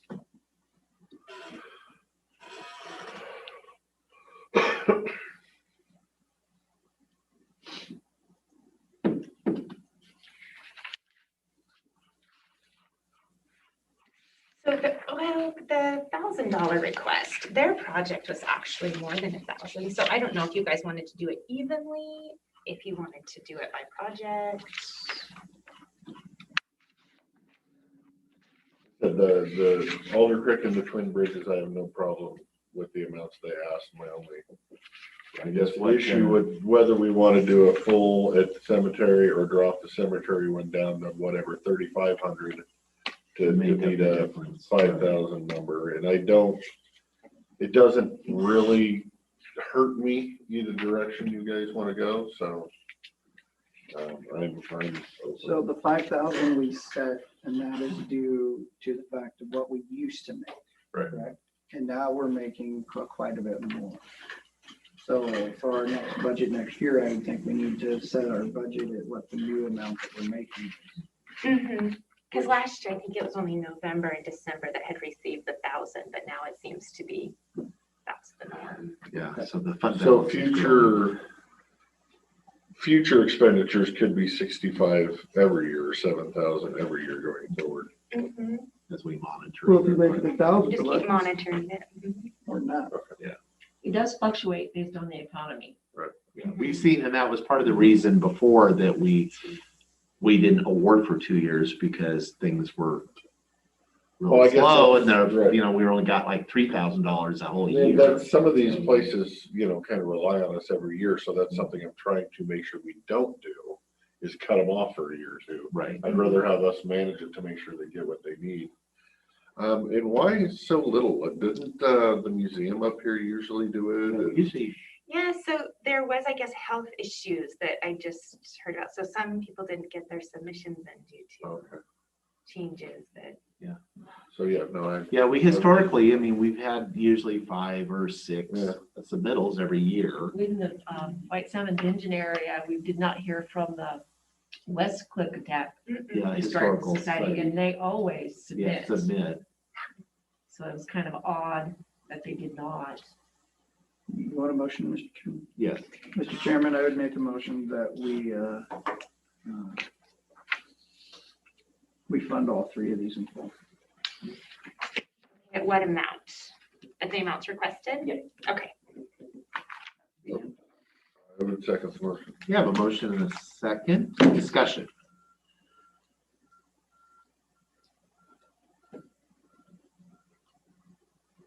Discussion. No, I'm not, I'm, I'm letting you choose whether we need discussion or yeah, not. I If you know, wanna I'm stick trying to to decide 5, how. I'll go either direction is my point.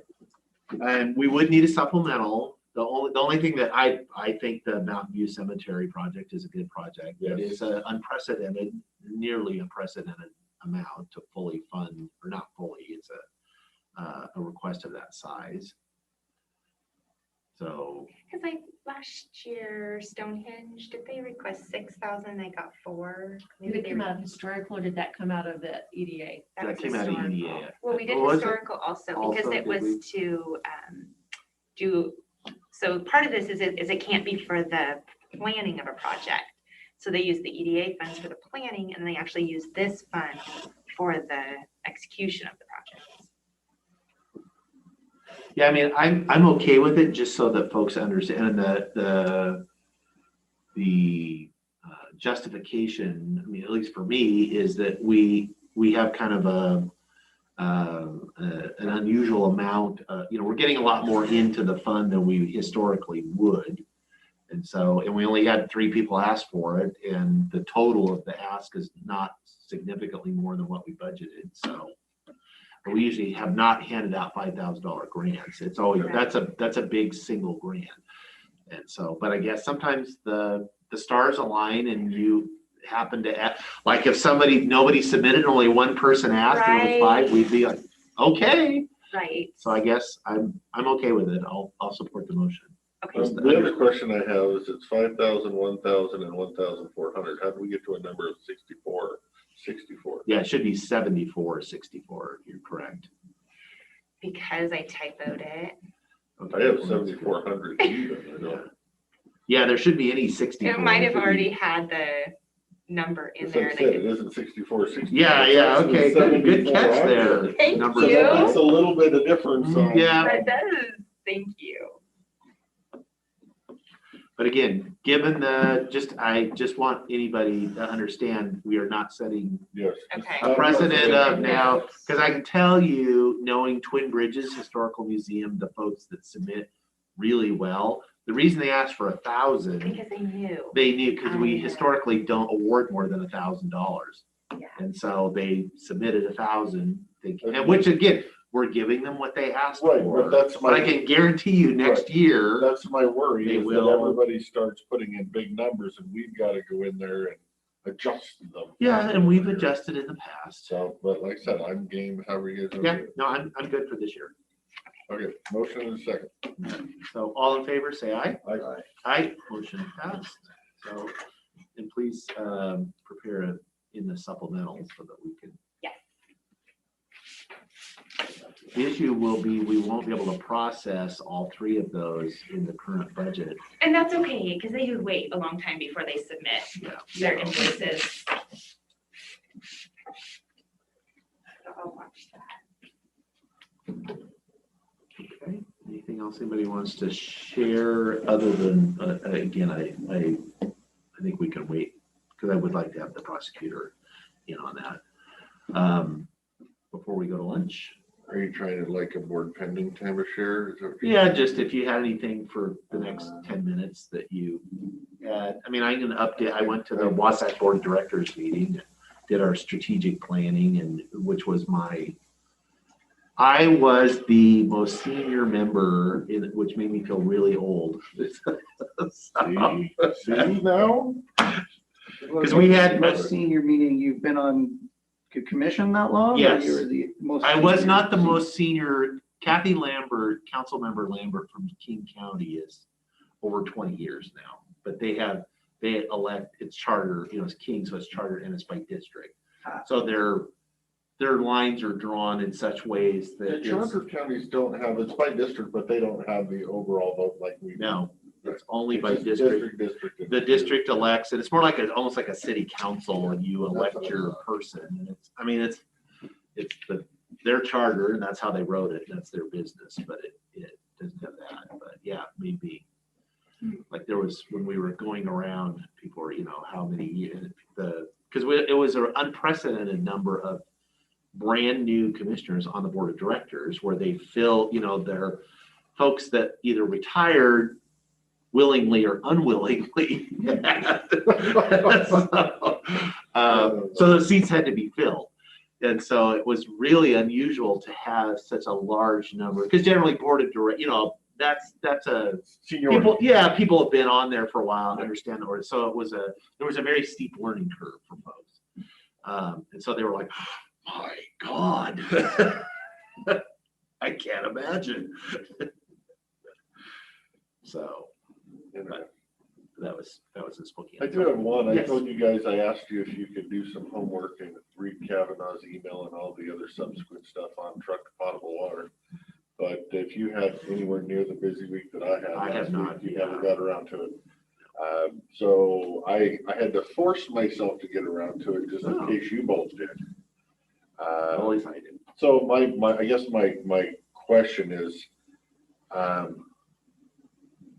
do you want to read into that, or do you think it would benefit us to have Mr. Kavanaugh here so that we can kind of just schedule some time to go over it,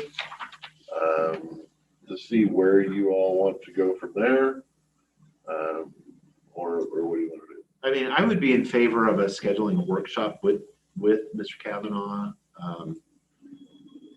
Obviously that's the background information, For a week and or then two we from can, now, and yeah, we'll discuss for it. like our next workshop schedule. Do you think that's I had to sit down with Kevin.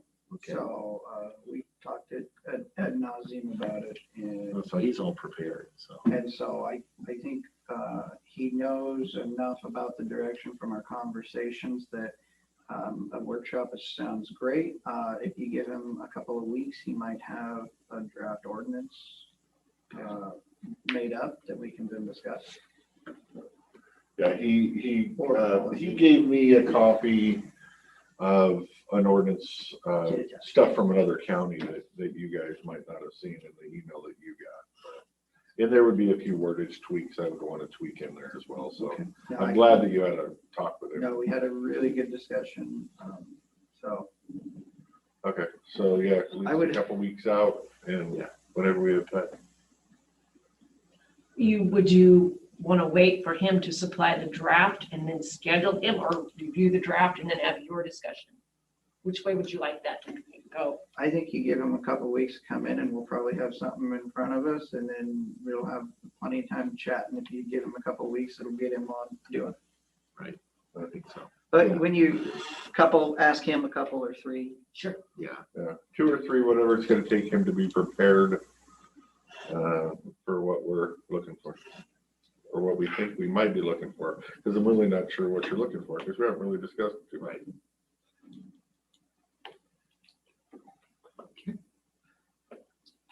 That was all the time I can kill for you, sir. Okay. Well, we don't need to kill time.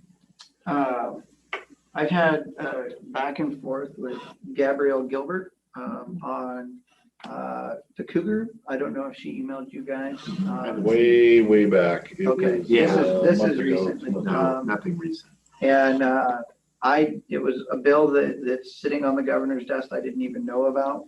There's a article in the Spokesman that it's in one of the big bills, it's on page 335 of the bill or About something. 800-page bill. Yeah, but what it does is it offers a carrot to the sheriff's departments.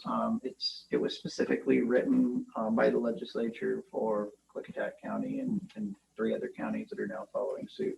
So I'll forward that link to Lee and she can forward it on to you guys.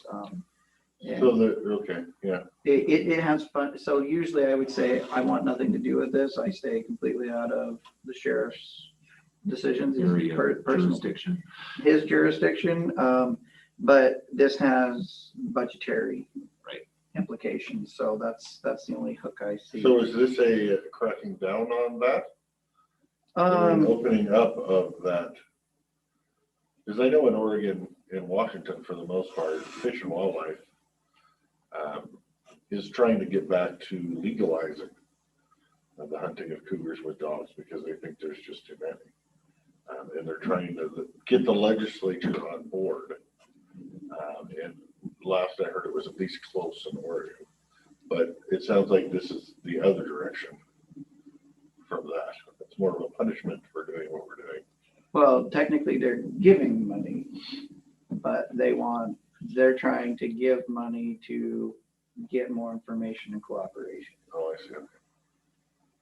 I don't know if that's good enough information for me. Yeah, no, Yeah, I'll no, forward send the it, link. I forward it all the way right now.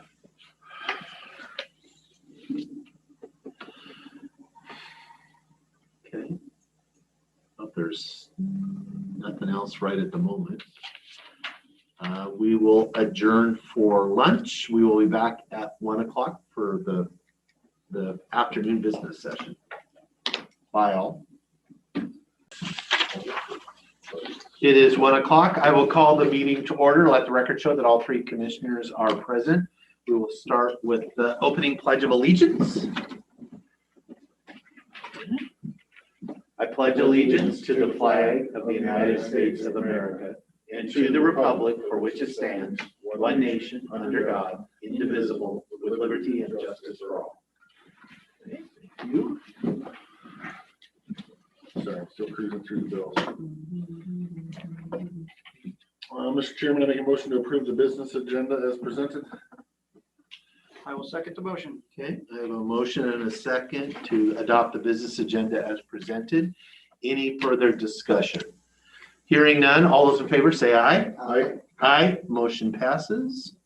Mr. Chairman, I make a motion to approve the commissioner meeting minutes for April 20th, 2021 as presented. I will second the motion. Okay, I have a motion and a second on the April 20th minutes. Any discussion on that? I made some minor changes yesterday. Yeah, I got the revisions. They I threw a looked few good. grammar things in there, but there was nothing else. They looked fine. Okay, all those in favor say aye. Aye. Aye, motion passes, which brings us to citizen comment. This is an opportunity for folks to make comment to the Board of Commissioners on items that are not on the agenda later. Please limit your comments to no more than 7 minutes. Less is preferable as well. We do have folks in chambers, so I'm gonna go back and forth. If you wish to give comment, please state your name for the record and where you live. So I'm gonna go in chambers first, since we're still getting used to having folks in the chambers. It's great. Come forward. Greg Wagner, 303 Fish Hatchery, Goldendale, member of C. I gave you guys a document here that came from your own records. It's about Lund Hill Solar Project near Bickleton. It shows the Bluebird project on there. So that's the new addition that's going to be added on. In typical fashion, they only tell you at least 4,513 acres. Lund Hill is 1871, so the remaining acreage is now going to be Bluebird apparently. My concerns are that the first final plan that Mucci sent me said there were going to be 50 40-foot long buildings full of lithium ion batteries. I wrote back to her and I said, these catch fire, they explode and put off deadly fumes. And she sent me back a second final plan. Now there was no batteries. So this concerns me, you can't have two final plans for a project. You're talking Lund Hill? Yeah.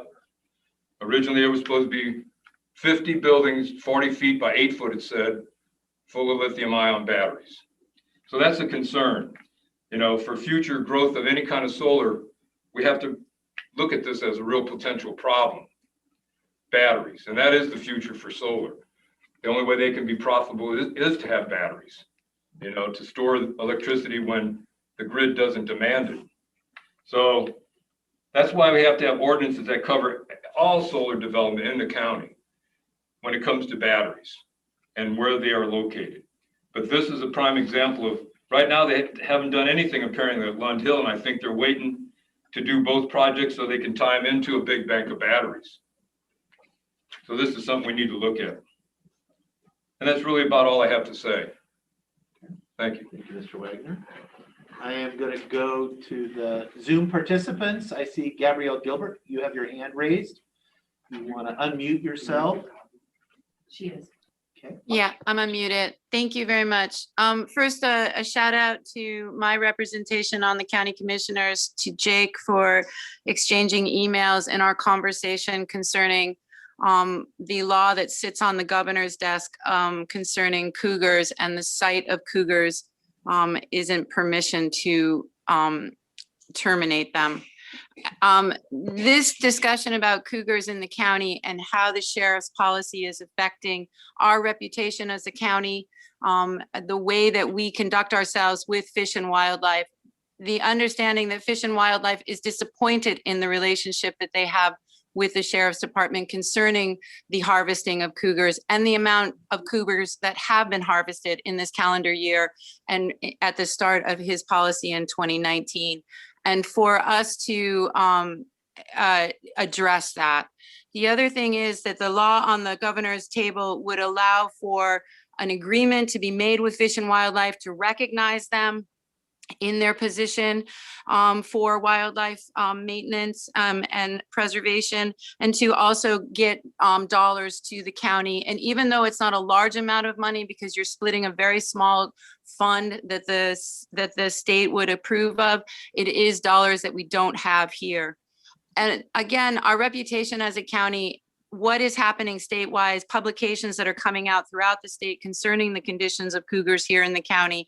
This is a reputation on us. And if we're going to draw businesses to come to us to be part of our community, we need to have our reputation to be above board, the way that we treat individuals and the way that we treat our wildlife. And that is our resource, and it is a resource that matters. So those are things that I want to address and finalize. I'm going to say that in the conversations that have been had through the months concerning the solar development and concerning the commentary coming from the public, I want to state to you as commissioners, I learn more about what is happening through public commentary than I do from you. And I feel as commissioners, you need to dig deep and be on top of this and understand at every angle what is happening. Because my sense is that community members feel it's a done deal and you're going through the motions, and that's not acceptable. So I just want to stress that out and thank the public for being articulate and eloquent and really informed. And everybody walks away learning more from public commentary concerning this solar plan. So those are my thoughts. And I know that elected officials are not your purview, but you do address the sheriff's budget. And I think you should toe the line on what you allow this sheriff to continue to do without a check. So that it would be my final commentary. Thank you so much. I appreciate your time, and a shout out to the health department. Our home is fully vaccinated. We are 19 to 82 in the household, and we appreciate all of the good care that we got through that. So thank you, county, and thank you, elected officials, for pushing those vaccines in a positive way, I guess. Thank you. Okay. Thank you, Ms. Gilbert. And I will say, just in response to your first topic, Commissioner Anderson did raise the issue with us this morning. He did forward on the link, shared it with the rest of the board, and so we're going to take a look at it. Neither one of us, I don't believe, we were aware of legislation that's on the governor's desk. I will say he still has to sign it, but overall, that legislation was was a legislation that hit the desk because of what's happening in Klickitat. And we are becoming known in the state for what is occurring in Klickitat. And I think that people need to be aware that that press isn't necessarily good press. Okay, thank you, Ms. Gilbert. Okay, I'm going to go back to in chambers and make the ask if there's anybody that wants to provide public comment or citizen comment, not public comment. I mean, it is public, but yes, no? Okay, so we're back online. As far as anybody joining us on Zoom or phone call, please unmute yourself or raise your hand, get our attention, and we'll call on you.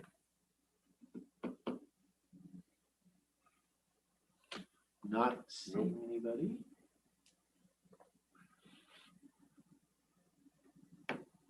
Okay, well, if you change your mind. Oh, Sherry, go ahead. Please give your name and where you live, please, for the record. Sherry Bosque, 120 Houston Street, Houston. I just wanted to take a minute and thank all the citizens that came out and made their public comments regarding solar education. There were some very educated people that made comments, and I hope that, you know, as the lady said before, that we all are learning something about this, and I hope the education continues. And as I'm thinking about this whole thing, I'm confused as why it's even a question of us writing ordinances for the county. I mean, we're begging people to protect us, that you, the commissioners, that we've elected to be our protectors, to be our voice, you know, to represent, and you've heard us, you've heard your citizens.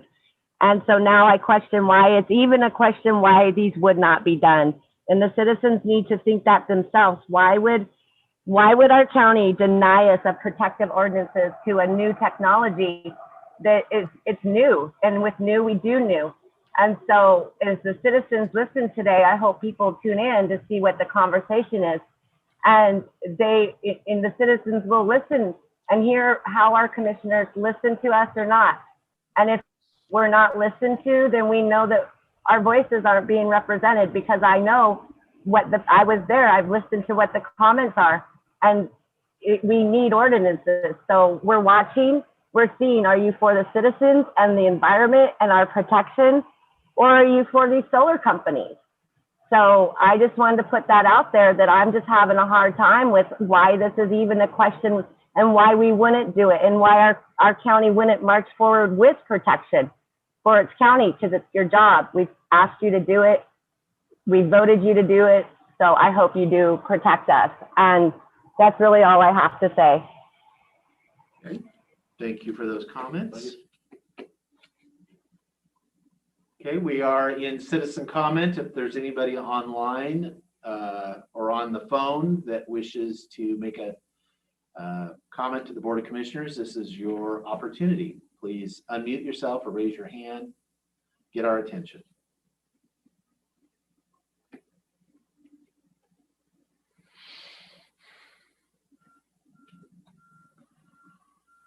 Okay, not seeing anybody right now. For those that are on your phone, it's *6 to unmute, and we will be watching to see if you do.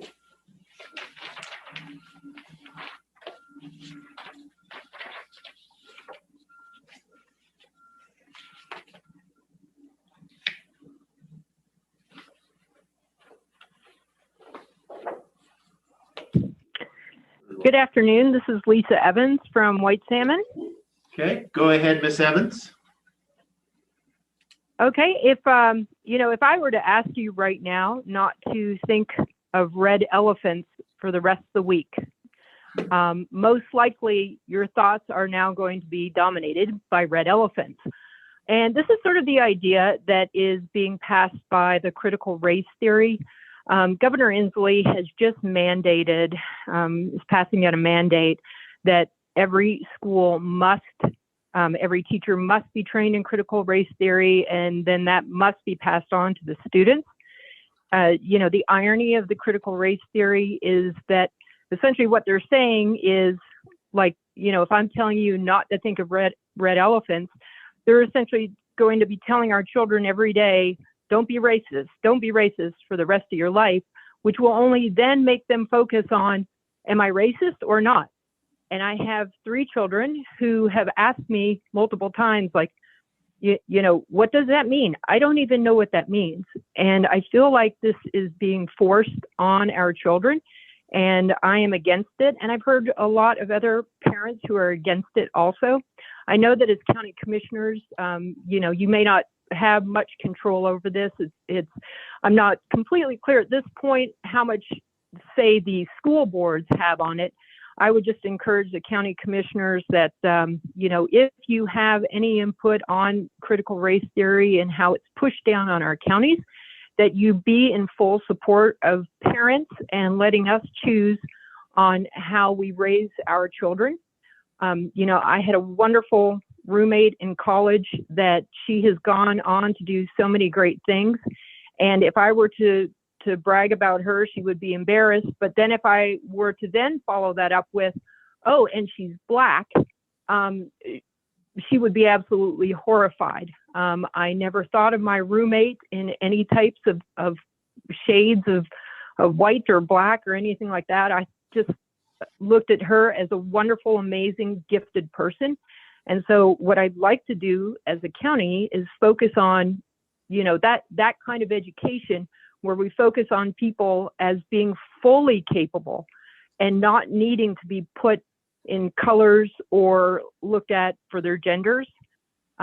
So just, you know, within closing, I'd just like to say, I understand the school boards probably have the most say in this, but however the county commissioners can, you know, have some input, leave the power in the hands of the parents to, you know, to train their children, and let's focus on positive steps forward in just raising good citizens in our county. Thank you. Thank you, Ms. Evans. Okay, we are still in citizen comment. So if you've just joined us or changed your mind, you want to unmute yourself or raise your hand in the Zoom format, *6 if you're on the phone.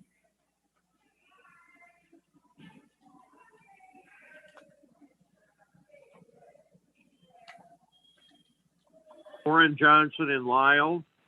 Go ahead. I guess I'd like to reinforce what Lisa Evans just had mentioned. I am very concerned about this CRT thing. Paying teachers to have this training, essentially talking about Black Lives Matter and socialism than democracy. It is so unlike anything that I could have ever imagined that I would ever witness anything remotely like this. Again, I'm not sure how much the commissioners can do. I certainly would hope that that you all are certainly aware of it and would also be critical. I hope that the school boards will do something. I hope they will stand up to teachers unions and other entities that are pushing forth this agenda. I think it's terribly wrong and hurtful to the kids, our communities, and the general population. That's all. Thank you, Mr. Johnson.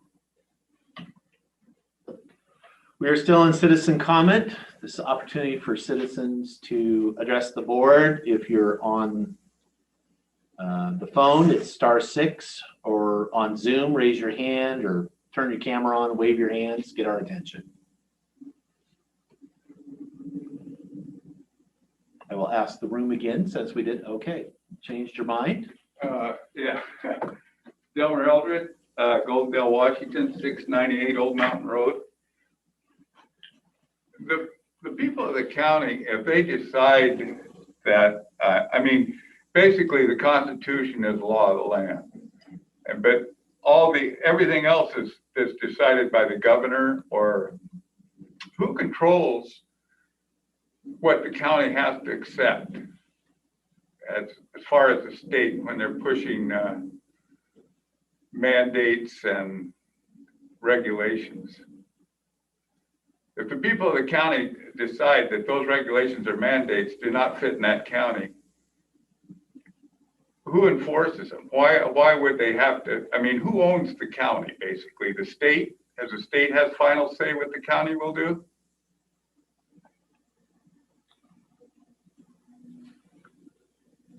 I mean, generally, I don't like to get in a give and take during citizen comment. This is your opportunity to. Anyway, I think the people in the county. I have thoughts on all of this, but the people of the county should have the final say of what the county does, as long as it doesn't violate the Constitution of the state or the United States.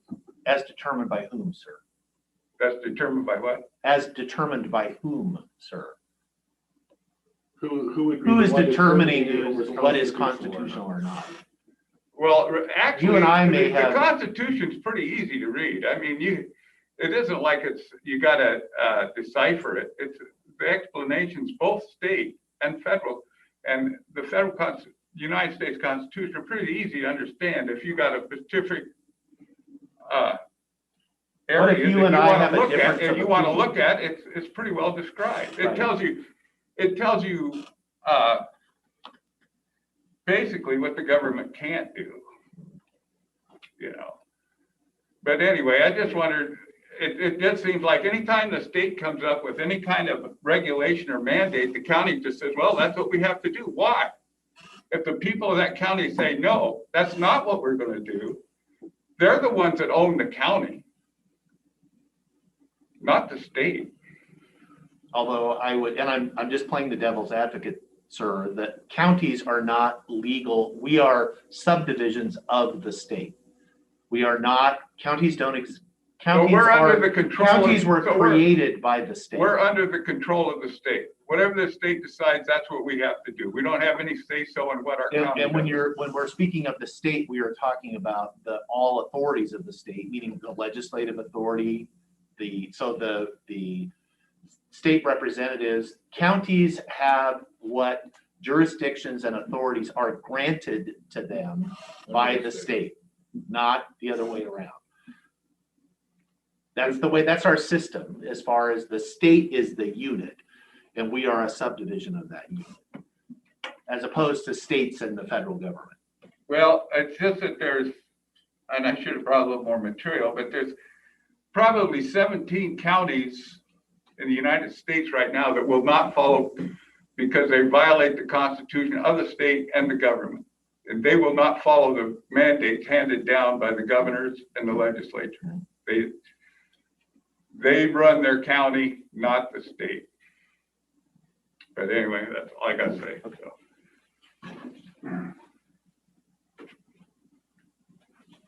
We are still in citizen thank you for those comments.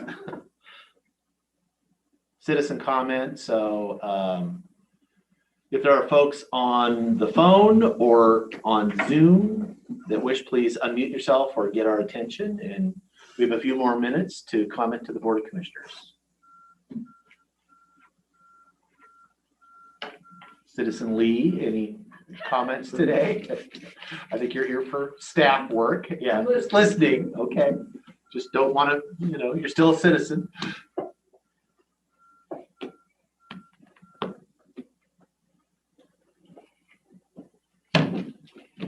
Might make another observation. Oren, only because there's nobody else waiting in line. We generally don't let people have two bites of the apple, but go ahead. We got time. So go ahead, sir. The only thing I wish to say is the reason that people are unwilling to stand up and say no is for fear of retribution and having the money cut off. It would seem to me that seems to be the stronger story here than anything else. It's unfortunate, but I agree. We would hope that our local government. I mean, they keep talking about local government and having the most say, and that we should be more concerned about our local things than even the national. And that would suggest that the real entity that has the most power is the local entity. Thanks. Mr. Johnson. I had a quick question about a council member vacancy that was put in the Sentinel newspaper May 5th. Okay, It doesn't say what the council member, what the council is. Does anybody know it? Are you talking on the county? I know Goldendale City Council has a vacancy that they're accepting applications until the 19th or next week. But also next week is candidate filing week for school districts, councils, cemeteries, fire districts, all that good stuff is filing deadline next week too. And for the record, commenter, is this Sherry Bosque? Oh, yeah, sorry. This is Sherry Bosque. Okay, I just want to make sure. It's for the city council. That's the only one I've read in the Sentinel, and it's been in there for the last 2 or 3 weeks. Shannon Okay, and thanks for the resigned information. about 3 weeks ago to a month ago. Okay, so if anybody and do they have to be part of the Goldendale proper area to join it, or? I would imagine. Okay. All right. That's, and then thanks for the information on the deadline for the people putting in what is that again, for people to run for positions? Candidate filing week, so all of the names that are going to be on the ballot this November, if you want to be on the ballot, you have to apply. There's information on the county website under elections. If you've friended or followed my county commissioner Facebook page, I have all the information and links on that as well. On that, so hopefully the word is out there for people that want to be on the fire districts, cemetery districts, school boards, city councils. It's all out there, and that's next. All right, next week. All right, thank you, Dan. Commissioner Christopher. You're welcome. Okay, we are still in citizen comment for a few more minutes. If there's anybody on the phone or Zoom that wishes to make comment to the board, this is your opportunity.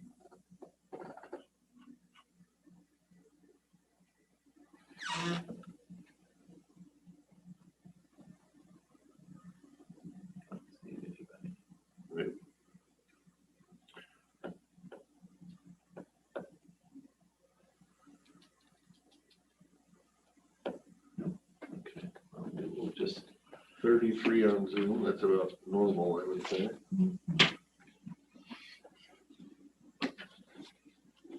I still want to find out how many of these are actually ours. You could count it up. Well, some of them are just phone numbers. I can tell which ones are which though. Okay. I'd say it's pretty close You've to got all that. the numbers memorized? Some of them.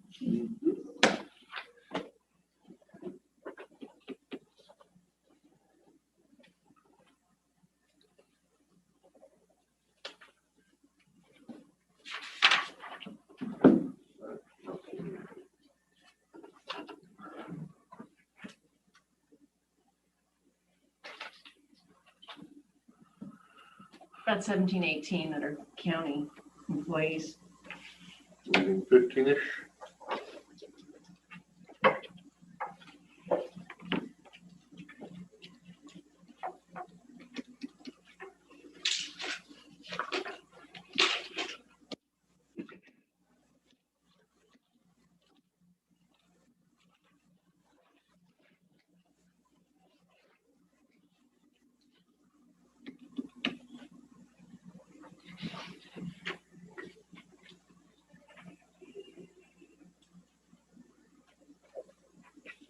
Three more minutes if anybody wants to say anything. If not, we will be here.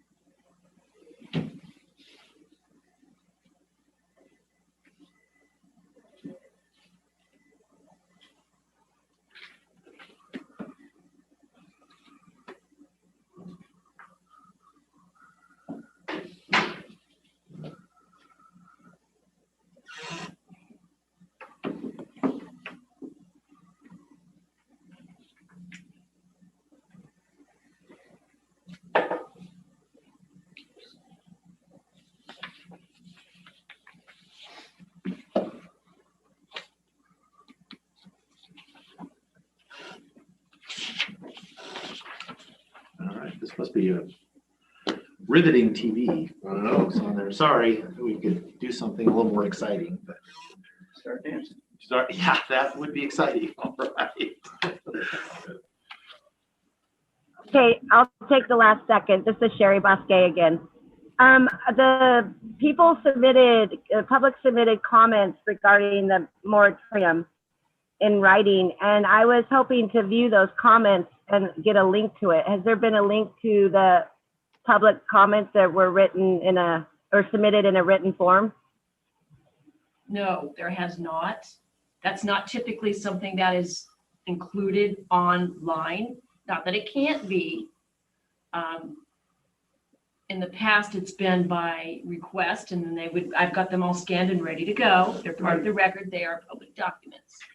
I could include them as an attachment on the minutes when the minutes are finished. It would be up to the board how you would like that to be done. How big is that file? Can you just email it to Sherry? I can email it. I mean, it's a big file. It was 270 pages long or whatever. Yeah. I would add, for the sake of transparency, it doesn't hurt to put as much out there as possible. So if we can make it easily to access on the internet, I think we should. But it should be under usually you put it under planning department's website, right? Not ours. It could be under yours because it's part of that public meeting. I was just thinking Excuse the me, public logical hearing. way, like Someone would look something. somebody up. would look something up. Okay. I've got several We people will that have asked. continue that. We are out of citizen comment. We'll continue that conversation maybe when the topic. Okay. I would like to request as a citizen and be put out to the public for transparency. Okay. So I know we're going to table this, but I don't do that hard. It'll get long. No, duly noted. It'll be part of the conversation about an hour from now. Okay, that brings us to 1:30, actually 1:31, so we went a little late. It's the time we've set aside for public hearings, public meetings, and bid openings. First off is a public meeting to consider approval of boundary line adjustment BLA 2020-09, which is located in the Goldendale vicinity. Applicant Samantha Plant and Aaron Forrest. And we'll start, a brief staff review. Ms. Lee? Okay, BLA 2020-09 is a proposal to adjust the common property line between parcels 04-15-0500-0007/00 and 04-15-0550-002/00 in the Goldendale vicinity, applicants Plant and Forest. The administrative review of this boundary line adjustment has been completed. Signatures have been obtained from the Road Health and Planning Departments and the Treasurer's Office. All conditions attached to preliminary approval have been met. If the board finds it's in the public's interest to approve this boundary line adjustment, a motion will be needed to grant final approval of BLA 2020-09 applicants Plant Forest. Thank you. Any questions? Comments? Give me half a second. I just had an idea pop in my head. Oh, you're.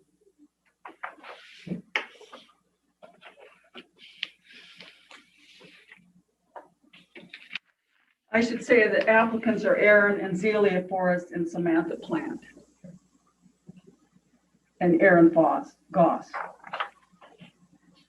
Allergies are, my eyes water so bad I can't see. Yeah. Okay. If there's no issues, I am ready. Mr. Chairman, I would make a motion to approve boundary line adjustment BLA 2020-09 located in the Goldendale vicinity, applicant Samantha Plant and Aaron Forrest. Second that motion. I have a motion and a second on the boundary line adjustment. Any discussion? Hearing none, all those in favor, say aye. Aye. Aye. Motion passed. Is Terra Surveying, is that a kind of a new company? Like their format was, I mean, it just like are used to seeing certain, you know, every surveying company kind of has their own style. There's nothing wrong, it's fine, it's just, Yeah, it's different, it caught my eye because it's like I didn't recognize it. Yeah, it's a little bit different format, and it's, Where are they out we of? have, Hood River. Oh, they're. Yeah.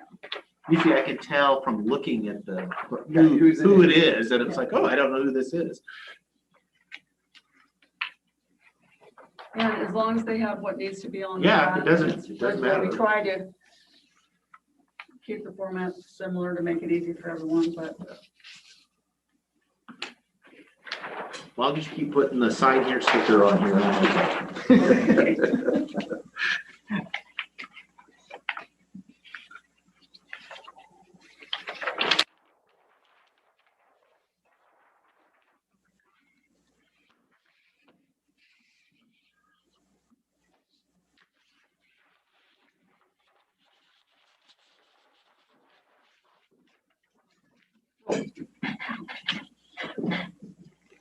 Thank you. Oh, don't worry.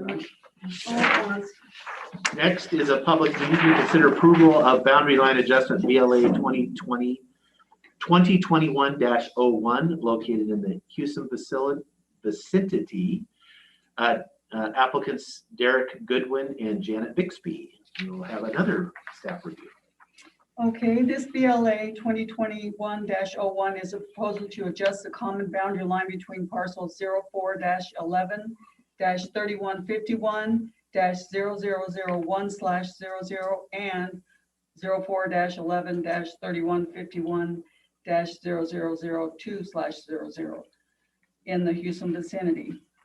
The applicants are Janet Goodwin and Martha, Janet Bixby.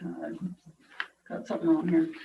Anyway, the administrative view of the boundary line adjustment has been completed. Signatures have been obtained from the Road Health Planning and Treasurer's Office. All conditions attached, preliminary approval have been met. If the board finds it's in the public's interest to approve this boundary line adjustment, a motion will be needed to grant final approval of BLA 2021-01.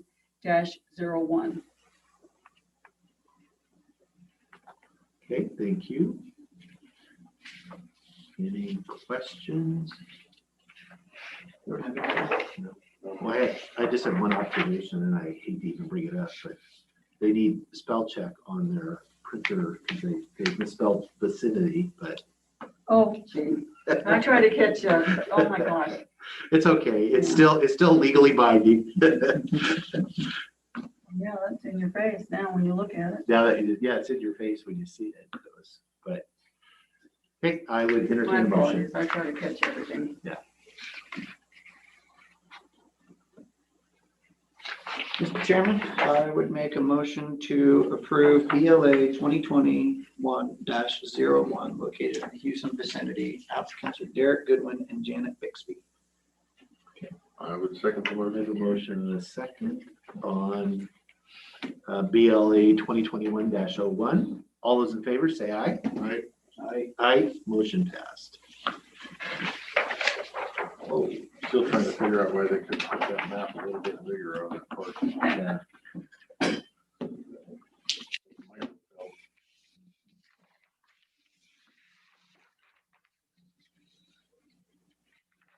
It says not to scale, under the vaccine. Posted. Yeah, but there's so much room that it should be expanded. I mean, there's Yes, we plenty of- realize it's, Plenty of empty. there's lots of room on there, right?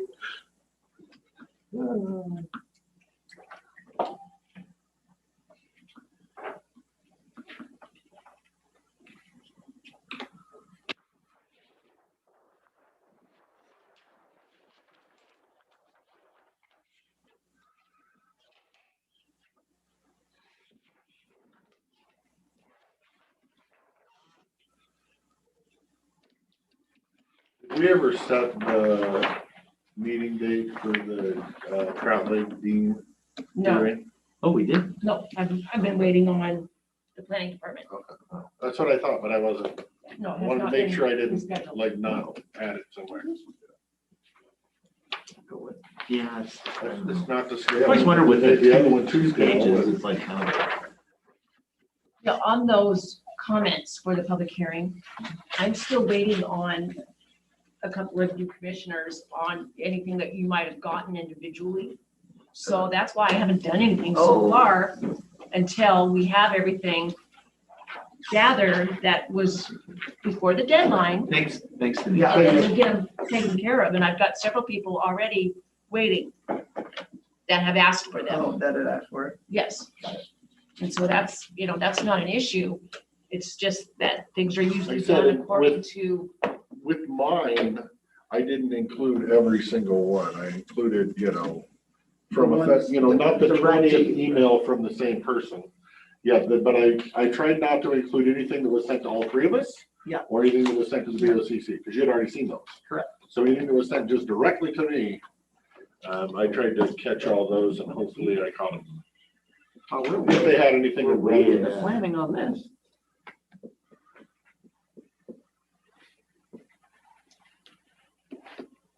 Yeah, whoops. That's okay. Wait a minute, wait a minute. Joel was advised, so he's gonna try to. Some of those that I included were quite interesting. You should go read them. A couple of them really lit me up. Yes. Mr. Chairman, I would make a motion to approve the consent agenda, with all Oh, yeah. 12 items. Yeah, let's Get do me that. through it. Let's go. Second that. Okay, I have a motion, a second on the consent agenda, all 12 items. Any discussion? Hearing none, all those in favor, say aye. I Aye, motion passed. Is everybody good if we want to do? We can pay the bills, might as well get stuff done. Mr. Chairman, I make a motion that we accept the accounts payable warrants in the amount of $214,087.44 and the payroll benefit warrants in the amount of $733,409.62 for the date ending May 10th, 2021. second. Got a motion and a second to pay the bills. Do we want to or not?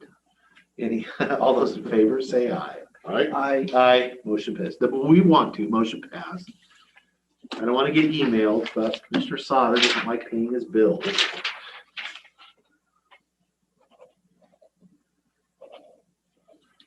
and Joel is on Zoom. Oh, yes. Okay, there he is. He popped. We got a pay estimate too. Yeah, let's go ahead and do that too. Mr. Chairman, I make a motion to accept pay estimate number 6 to Justin System Corporation in the amount of $22,789.63, including sales tax at 7.5%, which is $1,709.22. It excludes retainage in the amount of $1,139.48 for a total payment amount of $23,359.37 for the Klickitat County Jail Control System Upgrade 2020, which is C28420. I will second the motion. Okay, we have a motion and a second to approve pay estimate number 6 to Justice System Corporation. Any discussion on this? Hearing none, all those in favor, say aye. Aye. Aye, motion passed. You should be proud of me because I didn't even bumble it. I was about to say, oh, you're gonna have to change it, your nickname. If we keep this up, Yeah. 2 more weeks. How about probation? Yeah, you're definitely on probation. Probation. I just needed some clarity. Claritin? So Claritin. No, that's good. Well, if, I see you're on the Zoom, Joel, thank you for joining us early. We're running a little ahead. If you're willing to go ahead early, then we can take you now, or we can wait a little longer if you got more folks to join. No, Karen's there too. Oh. Okay. Great. Chair Sauter, Commissioners, thank you for the opportunity this afternoon to present in front of the Klickitat County Commission. I'm Joel Mattson, the Executive Director of Columbia Gorge Housing Authority, the Mid-Columbia Housing Authority, and Columbia Cascade Housing Corporation. And I'm here this afternoon with my colleague and teammate Karen Long, who works with our organizations as well. I hope to provide just a general update on who we are and what we are doing within Klickitat County and our service area. We also have a specific request and ask that it should have been included in the our information, and Karen can provide more information on that request. So with that, and also I'm happy to take questions however you see fit, either during the presentation or thereafter. With that, I'll jump right in. Would you mind if I share a screen? I do have a presentation, otherwise I can talk through that presentation. Nope, that would be fine. Leo. Did we He set should that? be, he should be, He see should if be you able could to press see. the share content or your share your screen. If not, Great. Try it. hopefully it does it. Great, so can Go. you see my Yes. screen? Perfect. So as I mentioned, I'm Joel Mattson, the Executive Director, and help to lead these 3 organizations. I want to particularly just note that Columbia Gorge Housing Authority is Klickitat County's public housing authority. And it is a regional public housing authority in partnership with the City of Goldendale and Skamania County. And Klickitat County has 2 appointments to our board, one of which is Chair Sauter and another Rosemary Hoyt, resident of Klickitat County, that are appointed to the Columbia Gorge Housing Authority Board. Columbia Gorge Housing Authority works with the Mid-Columbia Housing Authority to carry out our business. And we have an affiliated nonprofit called Columbia Cascade Housing Corporation that also helps carry out our mission primarily through the development activities, is where Columbia Cascade Housing Corporation, a 501c3, helps to achieve our mission. So together, these organizations unlock access to clean, safe, and affordable housing for lower income households throughout Klickitat, Skamania counties in Washington, and Hood River, Wasco, and Sherman counties in Oregon. We value that our affordable homes support children in learning, parents in earning, and families turning to a better future. And the stabilization that our housing programs provide certainly help us and remind us of how important these values are. We conduct business primarily through 4 lines of business. First being rent assistance administration. We administer federal, state, and local rent assistance programs, the largest being the Housing Choice Voucher Program, which is a federal contract that we administer within our service area. We have asset building and resident services, and my teammate Karen will talk more about those in a minute. As I mentioned, we are housing developers. We have a portfolio of housing, and we're actively working to expand on that portfolio. And we work with current and future homeowners to recognize and realize that dream of becoming a homeowner, and where it makes sense to maintain that homeownership. Sometimes if faced with foreclosure, helping them navigate that foreclosure process. I mentioned our largest rent assistance program is the Housing Choice Voucher Program. Throughout the 5 county service area, we invest about $483,000 a month on behalf of approaching 900 households. We have about 140 to 150 households that are served directly in Klickitat County. Obviously, that's working directly with private landlords here in Klickitat County. I'm going to turn it over to my teammate Karen to talk a little bit more about some of our work as it relates to COVID-19 response. Good afternoon, everyone. Karen Long. On the Washington side, we've been operating the Klickitat Skamania Community Development Block Grant COVID-19 program.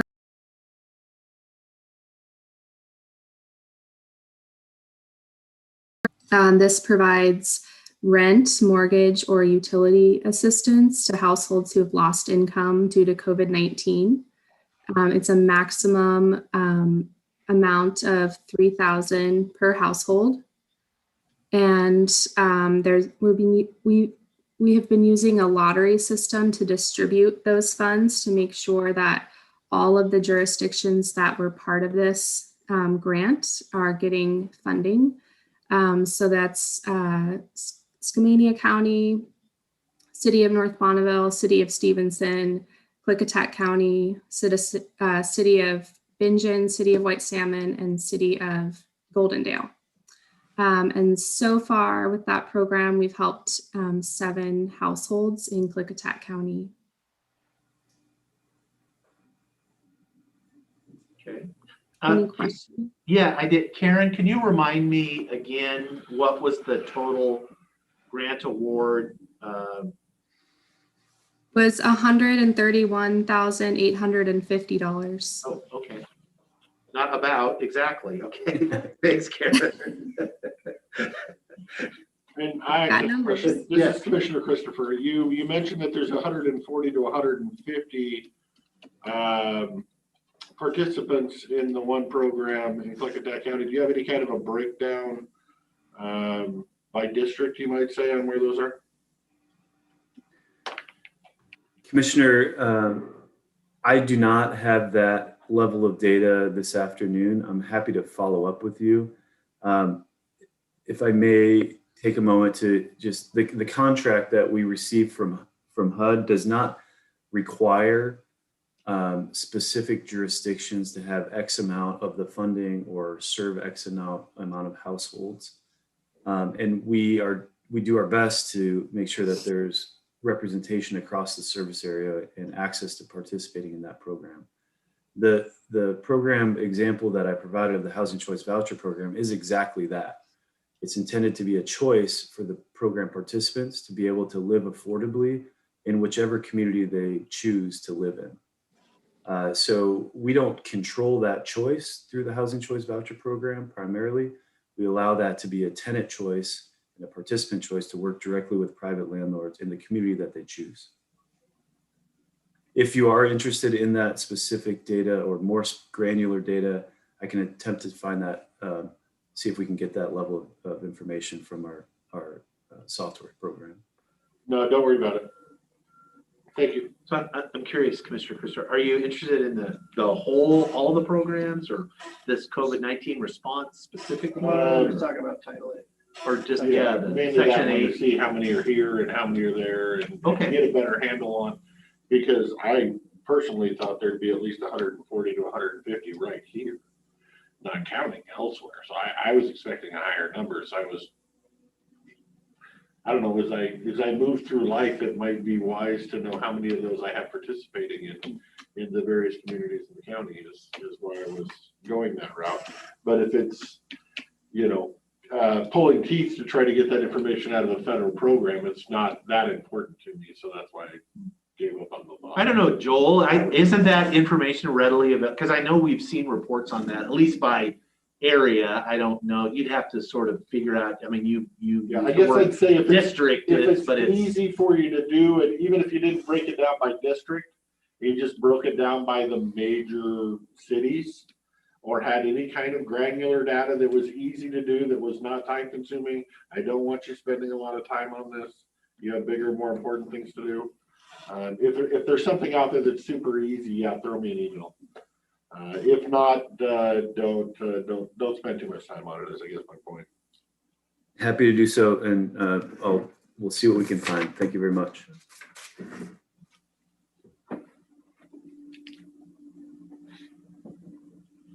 Karen, I'll advance to the next slide here, I think. Wow, that's an interesting slide thing there. yeah, the way that works. Sorry, bear with me. Hopefully I don't make you dizzy here. I'm gonna get motion sake in a second. There we go. We're back in target. Here we go, Karen. We also offer some asset building and self-sufficiency programs to the community and to participants in the Housing Choice Voucher Section 8 program. First, we offer financial education classes using this Your Money, Your Goals curriculum. Because of COVID, we've offered these classes via Zoom.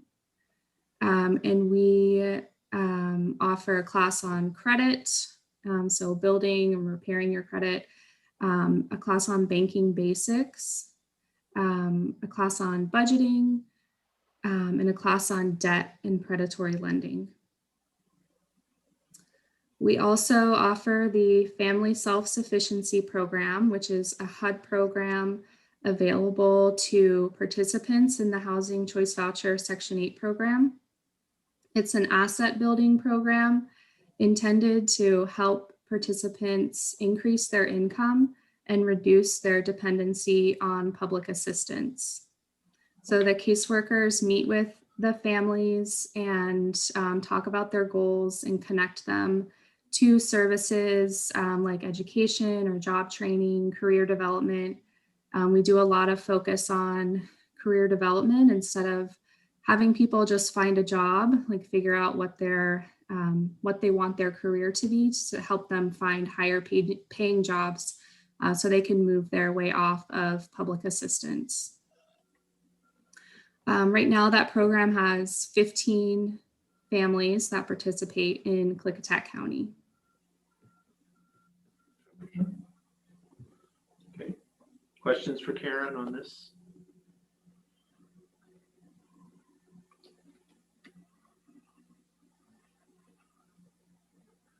Oh,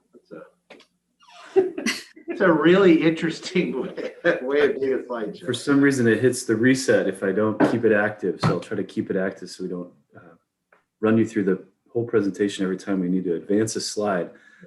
Karen, thank you for sharing. Again, our second, we've gone through 2 lines of business that we work within. Mentioned at the beginning, our 3rd line of business is that we're developers. We develop, own, and operate a portfolio of affordable housing communities throughout the Gorge region, from Cascade Locks, actually further west, North Bonneville in Skamania County, all the way out east to Roosevelt, which doesn't hit this map, but we do have a property in Roosevelt at Pueblo del Rio, in eastern Klickitat County. Again, 389 apartment homes within our portfolio. This slide is a picture of some of those properties. Down here on the bottom right is Pueblo del Rio, 20 units, as I mentioned, out in Roosevelt, Washington. We do maintain pretty high occupancy rates for our properties, specifically in Klickitat County. I checked this morning. Pueblo del Rio has 18 of the 20 units that are full, actively housing households here in Klickitat County. Also, we have units in Goldendale, all of which are currently full. White Salmon Seniors, we have a 6-plex in White Salmon, 1 currently vacant, but in the process of being leased up. So again, our portfolio is approaching 400 units, and we're actively working to build more and recognizing the need for so much more affordable housing through our service area. Want to take a moment to especially thank Klickitat County for investing in our work to develop an assisted living facility for residents of Klickitat County and the surrounding communities. We recognize that there are 0 options for our aging neighbors that need a higher level of care in this facility type setting, and to be able to age with dignity and in place here in Klickitat County. We look forward to breaking ground and building out this important community development starting in the spring of 2022. Just as a reminder. When do you expect that to be done? Or we anticipate about a 15-month construction schedule. So starting in April, it would get us to the summer of 2021. Yep, correct.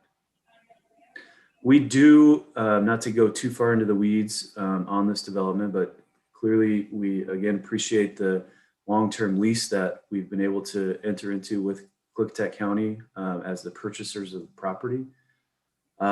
We do still have a construction sources gap that we are actively working to fill. And we anticipate leveraging an existing housing trust fund award, which is state of Washington funding source for affordable housing. We anticipate leveraging that with USDA rural development direct lending product and other sources to make these 52 units of assisted and memory care come to life in Western Klickitat County. Joel, can you refresh my memory of the 52 units? How many of those are memory care and how many are not memory care? Chair Sauter, there are 16 units that are identified for memory care, and then 36 would be the remainder for assisted living. Okay. like memory care, you mean the Alzheimer's care? Yeah. I guess that's the kinder, gentler way. Can we jump into the little deeper? How much is your funding gap do you currently have, Joe? Commissioner Anderson, our current iterations show over $2 million in a gap of development sources needed to advance this. In all total, it's $18 million community development. And that's really kind of the equity piece, right, that we're trying to identify yet to be able to make this move forward.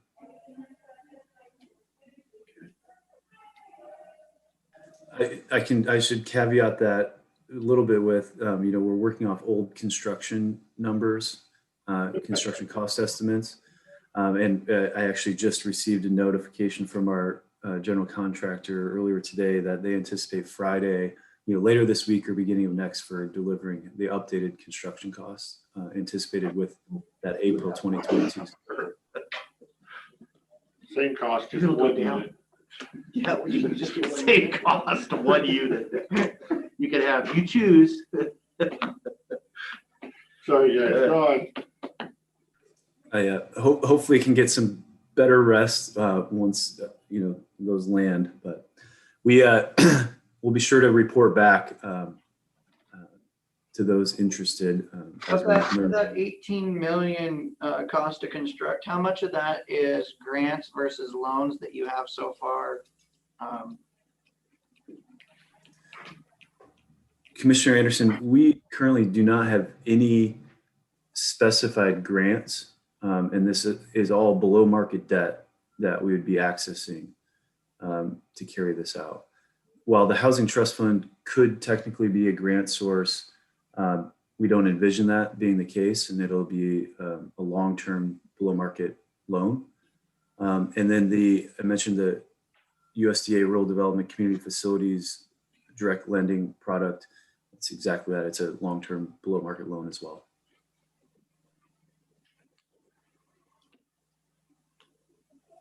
Have you got your licensure to operate already for this project from the state? Commissioner Anderson, we have not gone through the licensing. That will come here as we get closer to breaking ground and ultimately opening the facility. We are actively in discussions with them, and we have a experienced management organization that we're partnering with that administer assisted living and memory care facilities in both Oregon and Washington State, and have those relationships with the Washington State Department of Health.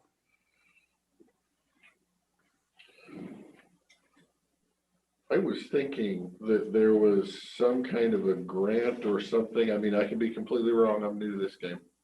That, if we provided 10 beds for low income something, was that part of the loan and not a grant, or what was that about? Commissioner Christopher, that I would assume you're referring to the Housing Trust Fund award that we received. So Columbia Cascade Housing Corporation has received $1.8 million for our commitment to provide 9 of the units to serve households earning less than 50% of the area median income as part of this development. Good enough. So is that 9 of the regular units, or does that include any memory care units? Commissioner, those are specifically for assisted living, as the Housing Trust Fund will not support the capital construction of memory care. Okay. I don't know why, what the, More expensive. but we just ignore it. So far they have Well, I guess it works. in all age classes. So far they have. Okay. Good numbers so far. Keep going. And our fourth line of business that we work within is around home ownership. We work with, as I mentioned, current and future homeowners through a variety of program areas, and we're actively working to actually develop affordable home ownership opportunities as well. We've partnered with the city of Bingen as well as city of Stevenson in the past, and we're actively working with the City of White Salmon for the CDBG minor home repair program. In Klickitat County, we've been able to help 11 households who are existing homeowners through that minor home repair program that has been up and going for, I guess we're approaching 6 years. So 3 different funding cycles that we've been participating in that program. Joel, maybe I don't know. Maybe my seatmates are really up on what that program is exactly as far as how it works. But if not, I guess they can tell you to stop. But maybe give a quick, just a thumbnail on how that works. Because it's a pretty cool program. I know I advocated for years for it on our side. They had it in Oregon, and our folks on our side wouldn't do it, but we did prevail in the end.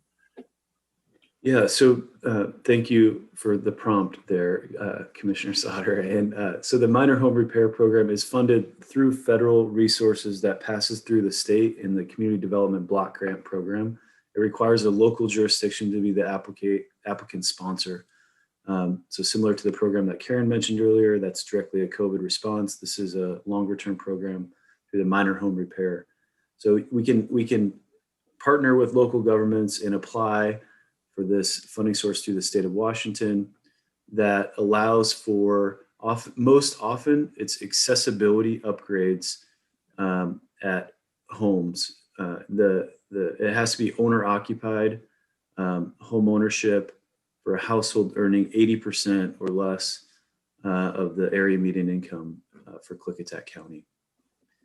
Those usually would range up to, I think, 15 to 20,000 at the max for repair activities that we are engaged in, and what constitutes the minor home repair part of the program.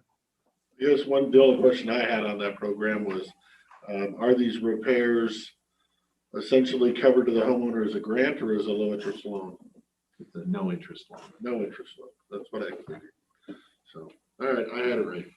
Yeah, no. So it's not a grant, although as long as you stay in the home, it is not. That kind of the idea, the way it has worked is a lot of folks, and it's not targeted at elderly folks, per se, anybody is eligible, but the program kind of grew out of, we had elderly folks that were in their home that had issues, ramps and their bathroom doesn't work for them, and really no way to do that. They can access this program, make the repairs. The hope is they stay in their homes, and then when they're no longer in their home for whatever reason, the debt is then cleared at the end. Right. So they're not making payments. No. Right. That's what I thought. But there is no interest, and that the dollars that come in, and we goes back into the revolving fund, and so then we are continuing to revolve that Interest money. isn't accrued at the end of the 20-year term, or No, because we got the money, right? Well, Because yeah, but the dollar ain't a dollar anymore. no, exactly. So yes, true. So That's what interest is for. But, right. Okay, good enough. And those, just to mention those 11 households that we've been able to help so far in Klickitat County has had a value of approximately $250,000 value in repairs. That concludes my high level presentation, or our presentation this afternoon. Thanks for asking the questions along the way, and happy to take any other questions that you have about the work of our organizations. We also do have a specific ask that my teammate Karen can dive into as well. Okay. Any questions before? Let's hear the ask. Okay, let's get to the ask. I'm having technical difficulties. I can't see anymore. Where'd you go? Oh, the ask. Kidding. Yeah. La, la, la, la. Now, I'm don't joking. Go stress ahead. Karen out now. She's all right. Whenever you're ready, Karen, go ahead. Okay. I am here to talk about the Shelter Plus Care Program, which is a permanent tenant-based rental assistance program for people who are disabled, chronically homeless, and very low income. This is a permanent rental assistance program. And each year we receive a grant from HUD. Last year we received,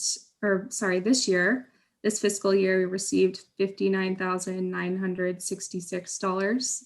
And part of the grant requires that we receive local matching funds.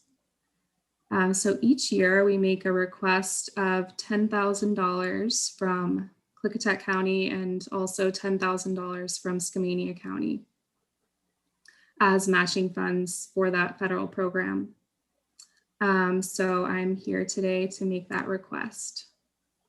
The funds from Skamania County come out of the homeless housing funds that are there as a part of the document recording fees. And in Klickitat County, the funds have historically come out of the affordable housing funds. Also document recording fees. Yes. Is this also a voucher program or? It is, yes. So it's a voucher program, again, for people who are disabled and chronically homeless. It's a really small program, so we only have 4 households right now in Klickitat County, but we do have an application period open right now, and we're hoping to get 2 to 3 more households. And even though it is small, we're talking about a population that is the hardest to house. So it is a small program, but it is really important to help these people who are most vulnerable here. Okay. Questions about this program? Are any of the 4 people also eligible for Section 8 housing as well? They are, yes. I did not know that. Are they on Section 8 housing as well? No, most housing programs, you can only receive 1 subsidy. The difference of this program is that it has a caseworker that's dedicated to this program. And so it's given the population of people on the program, they just need a little bit extra help finding a unit, keeping their housing. Housing requires a lot of paperwork. And then someone's there to also connect them to services to help keep them stably housed. That's the plus care part. Yes. But you can only receive 1 subsidy, so you can't double dip as far as from the 2 programs.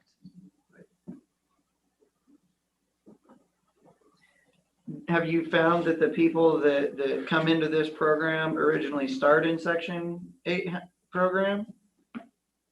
And then they need more help and they move into this, or how does it work? Yeah, that's a good question. Since the program requires people be chronically homeless, they can't actually come from a situation where they were stably housed with a voucher. So chronically homeless has a strict HUD definition of continuously homeless for 1 year prior, or having 4 episodes of homelessness in the 3 prior years. So we typically get referrals from other community partners who are working with people who they have identified as chronically homeless.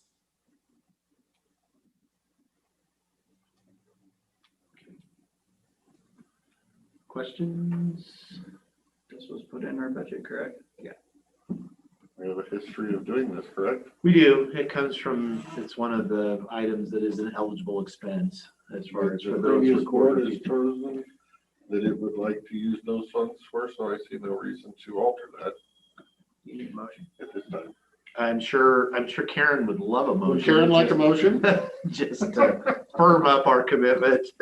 Mr. Chairman, I would make a motion to spend $10,000 in the match funds for the Shelter Plus Care Program out of the Klickitat County Affordable Housing Fund. I will second that motion. Okay, I have a motion and a second to authorize 10,000, or I guess commit 10,000 as the grant match out of the Affordable Housing Fund. Any further discussion? Hearing none. That is going to chronic homelessness too. And disabled. Yep. So, okay. All those in favor, say aye. I, Aye, motion passes. Yes, Yeah, Joe, the stable clerk. The board typically sends a letter noting that you've committed the funds, and it would be like and correct me if I'm wrong, Joel, the calendar year would be like March 2021 to 22 is what you're looking for the commitment for. So we've done this in practice last year because of COVID. They've submitted an invoice for the 10,000, but we need to get a contract in place for the last period. And so that last one, we need to get a contract for that money is in the budget. And then you will see in my proposed budget, the 10K we're promising now because they typically invoice somewhere around February or March. Am I tracking correctly, Joel? Yes. Okay. Karen is the expert on this program, so I would defer to her. But it sounds like that's the case. Thank you. Karen said yes, so yes, do that. Karen allowed it. Okay. All right. Thank you very much for the opportunity to present our activities in front of the County Commission here this afternoon, and appreciate the partnership of past and look forward to a continued partnership with Klickitat County. Okay, one question before you go, both of you. Has Skamania County already committed their 10,000? Yes, they have. Oh, darn, they got ahead of us. That's all right. And Catch their check. If there's a nuance to their approval, also they've actually approved the IOU. It's through their homeless housing funding source, which is different than what Klickitat County is doing. Oh, that's true. Nonetheless, Well, you could. Two logs. Yeah, they paid in trees. 5 sheets of plywood. 5 sheets of plywood. You're all set. So Trading in 2x4s. So. Yes. All right. Thanks, guys. Thank you. Good update. Bye now. Okay, we are running a little ahead of schedule, and due to the next scheduled subject, I want to wait until we schedule time to begin that, because I assume we will have folks joining us at 2:30. Yes. Feelers on. Okay. Do you want to update on the tribal meeting? Yeah. Oh, there we go. There we go. All right. Let me pull up my other note.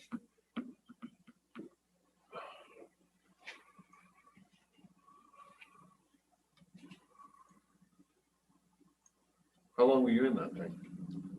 About 2 hours.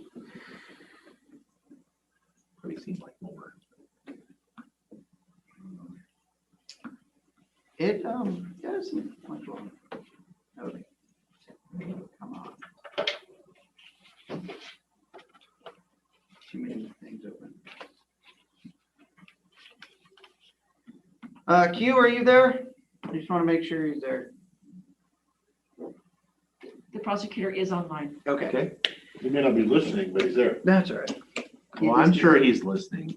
So, thank you for the appointment as a liaison to the tribe, gentlemen. The Tribal Law and Justice or Legislative Committee made a recommendation for the whole tribal council to have me go and present to them and to reestablish conversations and communications. I think everybody asked the question, is it reestablished or is it just established? So were you meeting with the committee or the entire council? So it was with the entire tribal council. So there are 14 members. And then the general council executives were there, the 3 executives of the general council, and then their attorneys behind. And it was it exceeded all my expectations by far. Very kind, considerate, both two-way dialogue that was super positive. I heard from their deputy director of natural resources. Of course, natural resources is pretty high on their priority list. And so we talked about, fisheries, everything under the sun. And they are very interested in continuing conversations. Their tribal, the tribal council chairman was in favor of trying to hash things out before it gets to the lawyer part. Yeah. And so I went in there with the action item of if I was appointed the liaison to the council or to the tribal council, it would be great if you guys had a liaison back to us. Whether it's they come and present to the three of us or that person, or whether that person and I work together to create, that kind of rapport.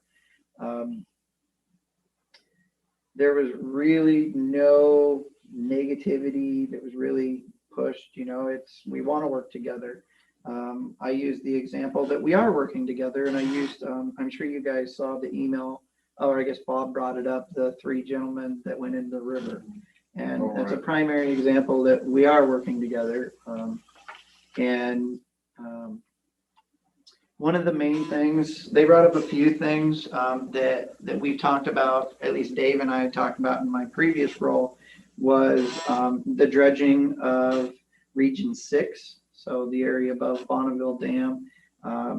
They spend all this time, effort, and money raising fish at the fish hatchery there at the Klickitat to have all the little fish get eaten at the mouth because it's so shallow and all the birds and the bass are in there. And so they've had a hard time with the Army Corps, and they would love our support in trying to get the Army Corps to dredge that. They're talking just The mouth dredging of the channel? So you'd be dredging You the wouldn't be channel. dredging the sandbar. But then also, so there's the mouth of the Klickitat, but then there's also the mouth of the White Salmon. And then there's also all the in-lieu sites that are all silting in, and the tribal fisheries treaty sites, because there's difference. And I stated that, this had come up in my previous role working underneath Dave, in which it sounded always like a good thing. But one of the other options is, when they blew Condit Dam and it filled in the mouth of the White Salmon, one of the questions was, well, why should we should just buy a dredge, because this is ongoing.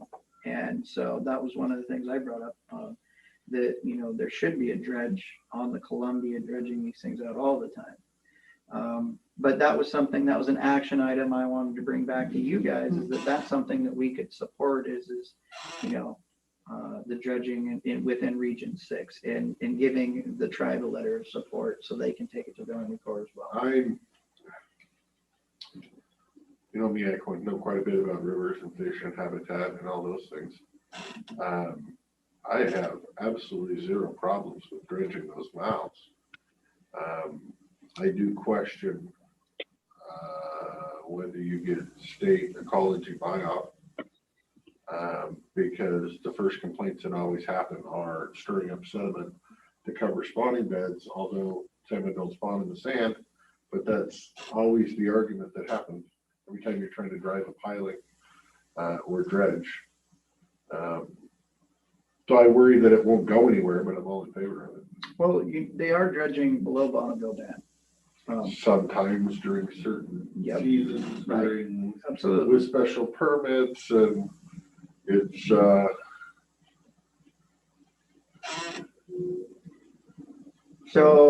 that was one of them. Just food for thought to think about.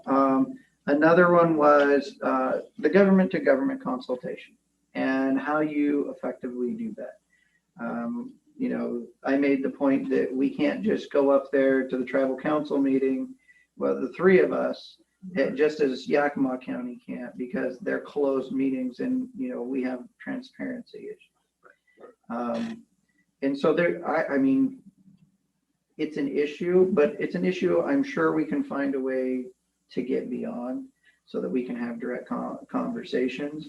But government to government consultation can also be, the liaison working with their liaison, consulting, bringing it back. It doesn't have to be in person, direct in time, but we also have things like Zoom. So if that was going to be my other question. Did they take any kind of an insult to our fearless leader or chairman or head not being the person that met with them. No, not at all. They were very happy that we reached out. I guess we'd never reached out in the past for this kind of situation. You know, it was always, we reached out because we did something wrong or we needed to come apologize. It wasn't like we want to create a conversation. A working relationship. And it was, I mean, the tribe is changing just as we're changing with COVID. And you know, think about the differences of opinions on this board. Right. Yep. Imagine having a board of 14 in the amount of the differences of opinions and trying to get to, you know, some sort of a decision. But everybody was super welcoming, every single one of them. It was really positive. And then the other one that they brought up that I pieced together was the chairman of their cultural resources committee brought up, why do we use these outside consultants to tell them what their cultural resources are rather than using their tribal cultural resources, and wondering if we can make some sort of agreements that we use some of their cultural resources. I said, of course, I'll bring it back to talk about, but I'm sure there's a lot of discussions to be had, but the only way that we get there is through having these discussions. Yeah.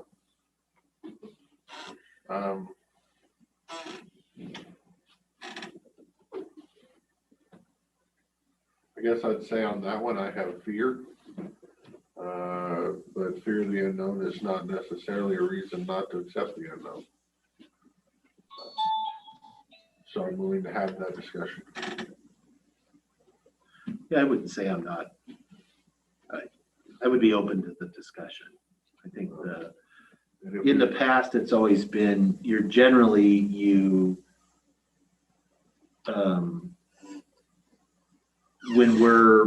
they should certainly have expertise on their cultural resources, and I would certainly acknowledge that.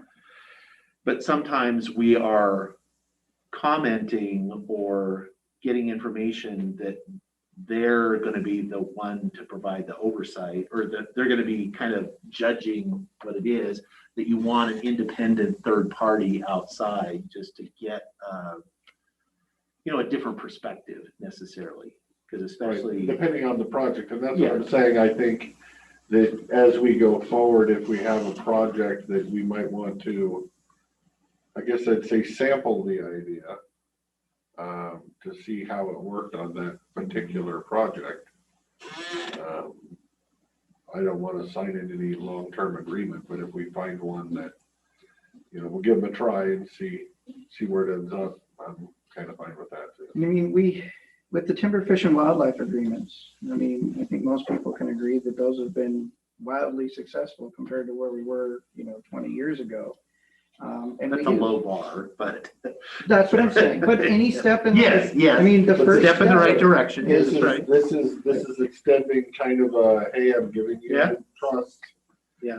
Help me help you. I think that would go a long way. And if we found a nice, quiet project to try that on versus some, Cordy Road or something. And so that was the part that was dealing with us.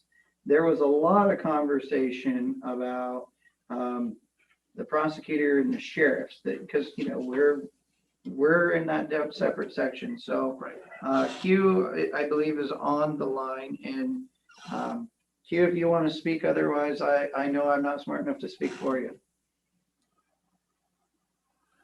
Mr. Prosecutor, did you have anything to report because you did participate in the meeting? I did, and I guess I kind of scratched my head. I'm not sure if we were at the same meeting, but okay. But right now, I'm different people have different perspectives. Go ahead. I'm going to withhold any comment right now. Okay. Now that's a teaser. Okay.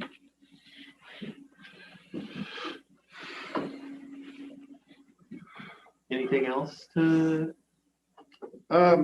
Just that I think I remember this is the very first, and everybody was And I'd be the first one to say that like the issues like that we as commissioners have with the council will likely be completely different than the other electeds, whether it's the prosecuting attorney and the sheriff. And you could definitely tell that difference that was there. Yeah, I guess I'd say I'm fully open to developing a working relationship, but it needs to be a two-sided working relationship. We go from there. Did you feel like you had a good sense that they, like the government to government part, that there's a solution there for them? As far as, because that's been kind of some of the rub before was the either not understanding or not respecting that, as you said, we have Open Public Meeting Act that we have to, do, and that we can find, like, I love the liaison as a way of, as far as if there's a formal kind of relationship, that the liaison can act as the go-between between the Board of Commissioners. Of course, they are always welcome to, come over to a regular board meeting, or we are happy to, we've always said that we would go to a meeting there, the full board would, but we still have to comply with the Open Public Meetings Act. And I know that has been an issue. Do you think, So at the very end, Chairman Saluskin, he stated, I really like the idea of the liaison position, but they have elections just like we do, and I might not be here and they might not be here. And he said, maybe the best thing that we do is we memorialize that. So it's a position that's always there. So that the next go around we'll always have that dialogue. And he said he did a great job. He said, we can agree to disagree in many instances, but if you're not communicating, how do you even know where you're at? So yeah, I'll say that the worst form of communication is through lawsuits. That is the worst, most expensive, and quite frankly, least effective. By the time you get to that, They say nothing gets done except for lawyers getting paid. Yeah. So, okay. Right on time. And right on time. They're Right right. on schedule. All right. Thank you, Mr. Prosecutor. We'll have some time when after this for just your general update if you wish. Okay, it is 2:30 under unfinished business. Public hearing continued. Closed to further public comment. Board deliberation regarding, more like libation, deliberation regarding public testimony received. This was on ordinance, the moratorium. The moratorium on commercial industrial solar projects subject to the conditional use permit process. So this, now we have spent the last some time taking public comment, both oral and written, and this is the board's chance to start having a discussion with itself about how, what to do about that. So I will open it up to anybody that wants to go first. We're looking over here. No, You both keep looking over here. Well, the camera's there. Can you get to go third once? Boy, they're both looking over here. You want me to start? All right, pressure on.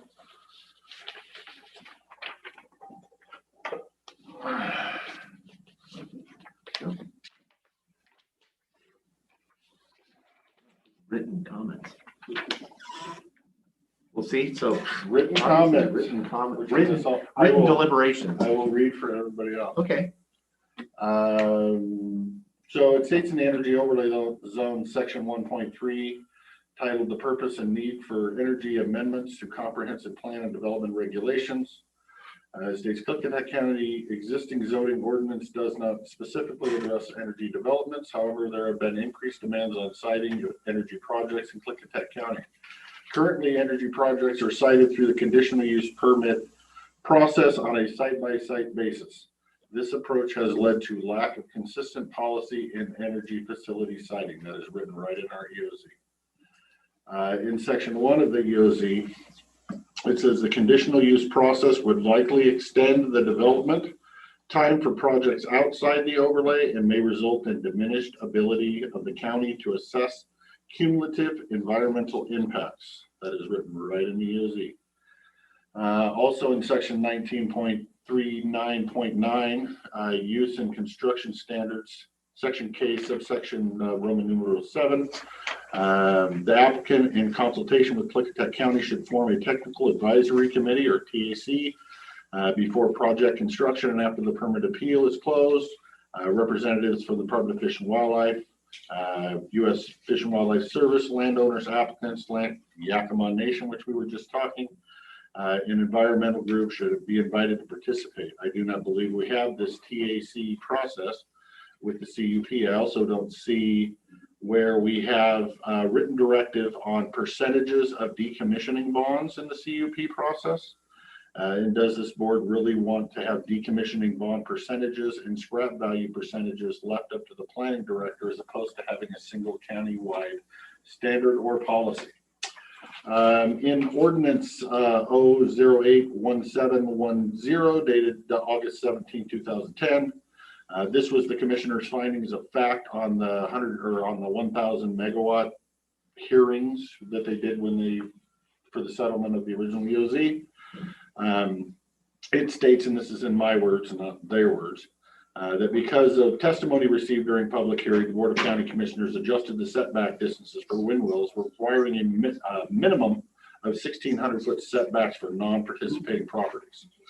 Now, they didn't address solar setbacks, and that is because I believe they really didn't think solar was an option in our county at the time, and I do think it is now. In our solar moratorium resolution 01121, section 1.3, it says, while the county adopted resolution 01121 clarifying the solar energy developments in areas outside the energy overlay zone should be processed using the conditional use permit.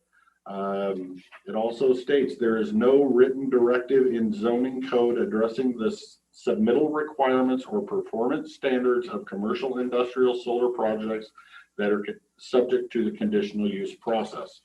There still isn't.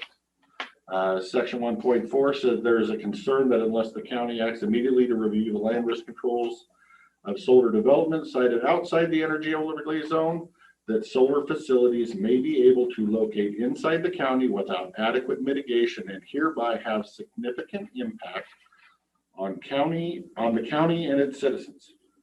In my opinion, this clarifies an emergency that could adversely affect our residents, and it is present.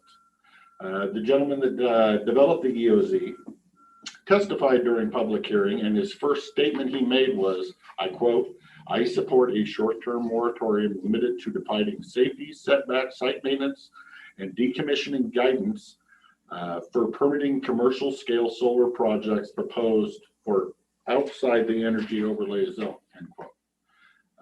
The local farm bureau also submitted a letter of public comment expressing their concerns on the size, location, and lack of county solar ordinances.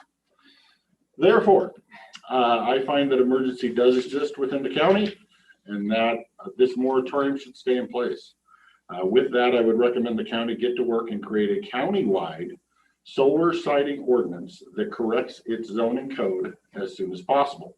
In addition, I feel that because of my findings of the lack of solar-specific siting details and restrictions inside the EOZ itself, this board should also, at minimum, work on an amendment to the EOZ to cover solar siting requirements, decommissioning bond percentages, scrap percentages, and create proper setbacks for non-participating properties, just like they did for windmills in 2012 or 2010. Okay. Thank you, Commissioner.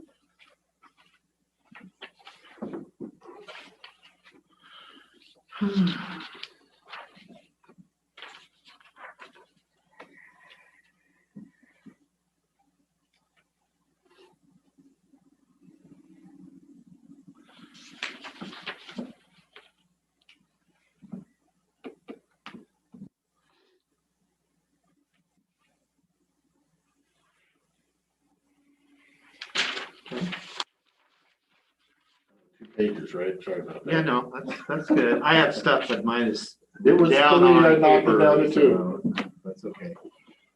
I can go, or if I have some thoughts, I will say. First, and this is kind of how my process works for me, is I try to take the matter at hand and actually, drill down on what is the actual question that's in front of, for me at the time.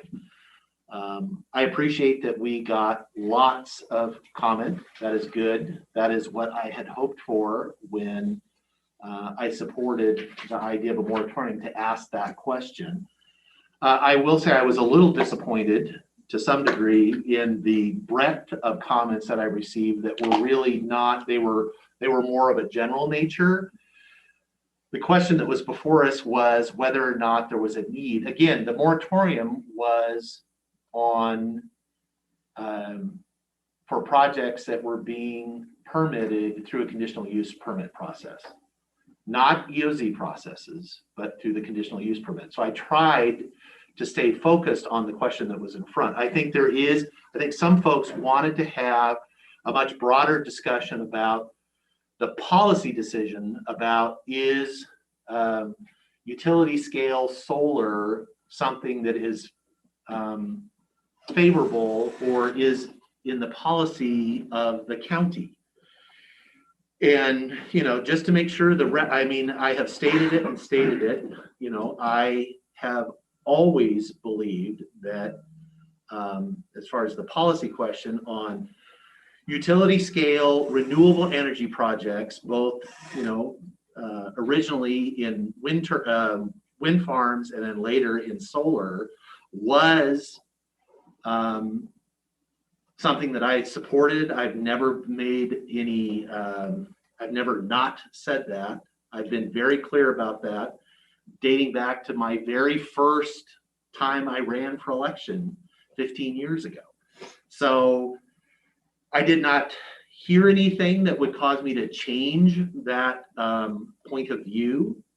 And I think folks got, so there's a group of commenters that really were asking the question as, is that a good position for the county to have? Is this something that we want in the county or don't want in the county? And for me, I have made that determination before. So that the question of, do I support utility scale renewable projects in Klickitat County? The answer is yes. And I've never not had that position.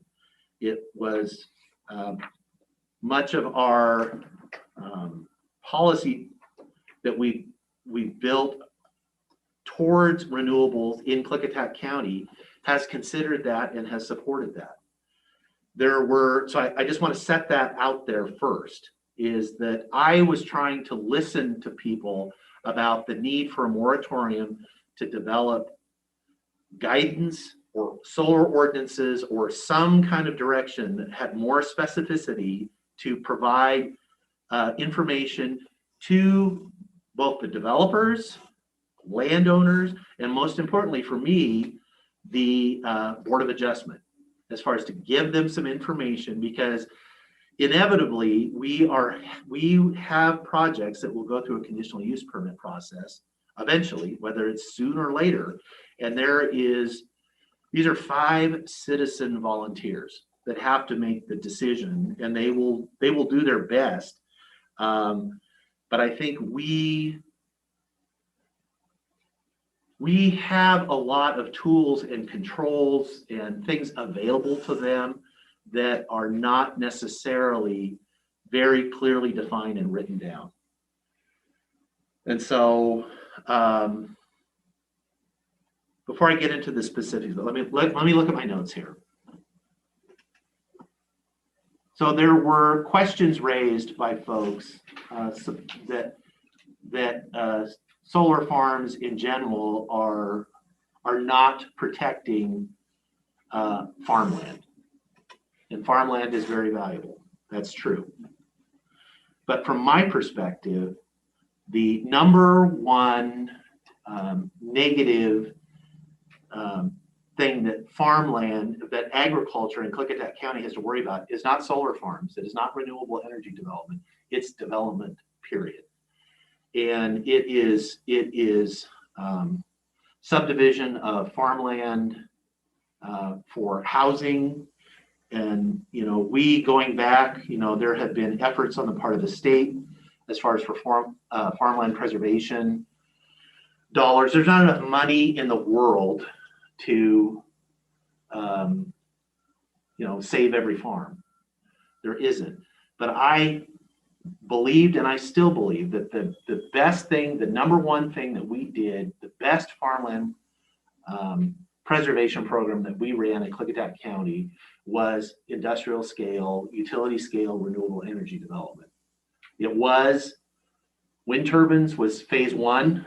This is the next thing that is potentially coming. Our farmers and ranchers that receive millions in lease payments every year come into this county. Those dollars are spent in our stores. The projects pay millions of dollars in tax receipts to all the local taxing districts, the county, fire districts. People do not realize the positive that every single citizen in this county benefits from those payments that come in as far as the tax base and then also those payments. I know, you know, I grew up in this county. I've lived here for 57 years, and I can tell you our farmers and ranchers are in far better shape today than they were 20 years ago. As far as it is more likely that the culture, farmers farm, ranchers ranch because they love what they're doing. They are not all interested in generating the largest amount of return off of their land. If they were, they would subdivide everything. They're in love with the culture of that. That's like, I'm not a farmer. I grew up on a farm, but I don't have that, you know, that thing. I mean, I could do it. I did do it, but they do it because they love to do it, but they also have to keep the lights on. And so sometimes they are forced, you know, the world being what it is, they have to, you know, they got to pay their bills. And so they are under increasing pressure to subdivide and basically sell off their heritage to be able to survive. So I do see that's the community benefit. That's the positive benefit. Now that said, I do think we need more, I'm going to call it guidance, because I think we need to be really careful or really understand what we're saying when we use language. Ordinances are law. They have the force of law. There is a very specific public process that you have to go through to develop ordinances. It is, it has tons of stakeholder participation. There are public processes. There are opportunities for, it's very time consuming to do ordinances. And if the idea is that we are trying to provide guidance or specificity about how we want these projects built in this county, I think we have lots of tools already, but we do need to memorialize them. We have all kinds of tools that we are using. I think reading the comments, there were comments made about things that, based on the comments, it's like, yeah, it does seem like a no-brainer. I don't want poison groundwater. I don't want, you know, old renewable, you know, I don't want solar panels stacked up. I don't want derelict. I don't want thousands of acres of broken projects with fences around them. Of course I don't. Nobody wants that. That seems like a no-brainer. We have all kinds of tools available to us to make sure that doesn't happen. I believe within the current structures that we have, with some improvements. I agree. I think we need written guidance. Again, I'm trying to keep us focused, at least for me, on the conditional use permit process and to that Board of Adjustment. and the planning department on, siting, setbacks. I agree on decommissioning plans. I think there is that is something that we struggled with on wind projects. I think that is very important. The lease agreements, the permits say if your project is not working anymore, you are responsible to decommission it, return the land back to its original or better than it was. So that's in there. The question is about how do you make sure that happens? What's the guarantee that that happens? And that is something I think we need more specificity around. I also believe that there should be some guidance as far as we should think about cumulative impacts. I think I had stated earlier that for me, the policy question of, should we have utility scale solar in the county is decided for me. It's yes, I think the net benefit to the community outweighs the impact. But that said, I don't know the level of appetite, just like we did with wind farms. There was a check-in at some point once we had some experience that we could reassess that and see. I think there should, I don't know what that is. I don't know. I don't want to set an arbitrary number. In wind, it was 1,000 megawatts. When we hit that, we did a check-in to see. We did make some revisions. We changed the EOZ stuff at that point to reflect kind of what we had learned. But I don't want to set a thing. I think, at least for me, I have some capacity for some of these projects in the county, understanding that I think we do need to be mindful of cumulative impacts. When we get into the specifics, as far as so many folks were focused on a specific project. And that is a specific project that has not, and I am not gonna try to sugarcoat this or lie to you. It isn't that there isn't by saying, oh, they haven't submitted their application, there is no project. That's not true. It is speculative. I would have any expectation that a project that has gone to the expense of, getting site control, that have done geotechnical work, in likelihood is they're interested in doing something. So I am not going to disrespect any of us by saying, well, it's not a project till they submit the application. But understanding that the public process begins when the application is submitted. That is how our process works. If I could tell folks, and since Jake used to work across the street, he's aware that we have speculative folks that come in all the time and talk about doing things around the county. We don't share that because 9 times out of 10, it doesn't happen. And if we had to go through a public process that somebody's thinking about, they're exploring starting a business in Klickitat County, just from them coming in and asking questions about stuff, we don't disclose that because it's not real unless it happens. And 9 times out of 10, it isn't real. I mean, server farms. I can think of some things, a casino a couple of times, Indian casinos where I met with them. Never happened. And that would have caused, things would have been all fired up, but it was like, no, until it's real, until, they put their, they put pencil to paper, that's when the public process starts. I understand that there is distrust and that the process won't work. That's unfortunate, and I'm not sure, but to the idea that we have to throw out basically everything that we have. There is misstatement after misstatement in these about that we basically have no ordinances, we have no controls, we have no guidance. That is just not true.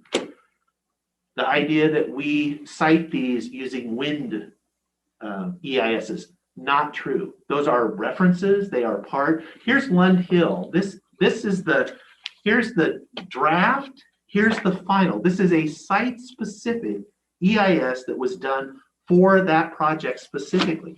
Any project, and I know it is highly likely, you cannot say, because again, if you trust the process, when the applicant comes in, they submit their information, the SEPA official, you know, when they fill out a complete checklist, looking at that information makes a determination of if an EIS, a site-specific EIS is required. You know, we could push on the planning director, the SEPA official, to say, you know, we're going to require an EIS for every project. That's actually not true to the process. If you're being true to the process, you look at the evidence and make the determination. Is it highly likely that all projects? Well, if you look historically, yes, it is.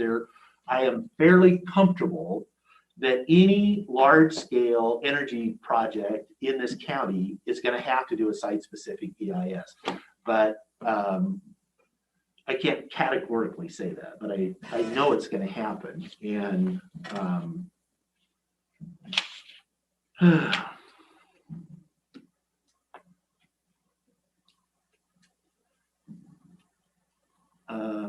actually, I'm going to stop for a bit, and because I've talked for 10 minutes, so I will allow. I got you wound up. You did. No, that's your job. Well done. You feel better? I really don't. I say I don't feel good about this whole thing, but. No, I've never felt good about this. I understand the concerns and but again, the thing in front of us is, the question before us is, should the moratorium continue? And then if it is, to what end? What are we trying to accomplish by, and why is needed that? I'm just going to put it out there for myself, is that I will support extending the moratorium in so long as it takes staff to come up with some memorialized guidance as to these and whatever other things that the board thinks that we should get down in writing about. You know, and I mentioned the things that I am interested in seeing, you know, siting, setbacks, decommissioning plans, and other things, and come back with some written recommendations as far as for guidance from that. I'm fine with extending the moratorium until those can be drafted, can come back to the board. We can have a discussion about, does this get us where we think it's going to go? Then we lift the moratorium and that goes on. I'm fine with that.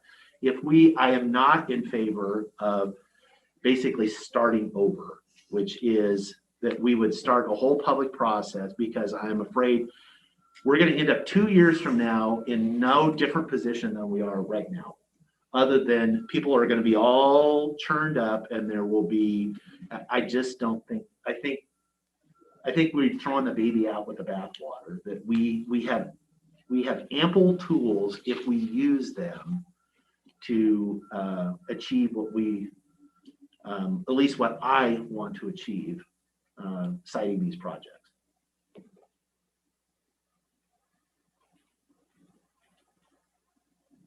You said you were He was done. done. I'm done. I really am done for now.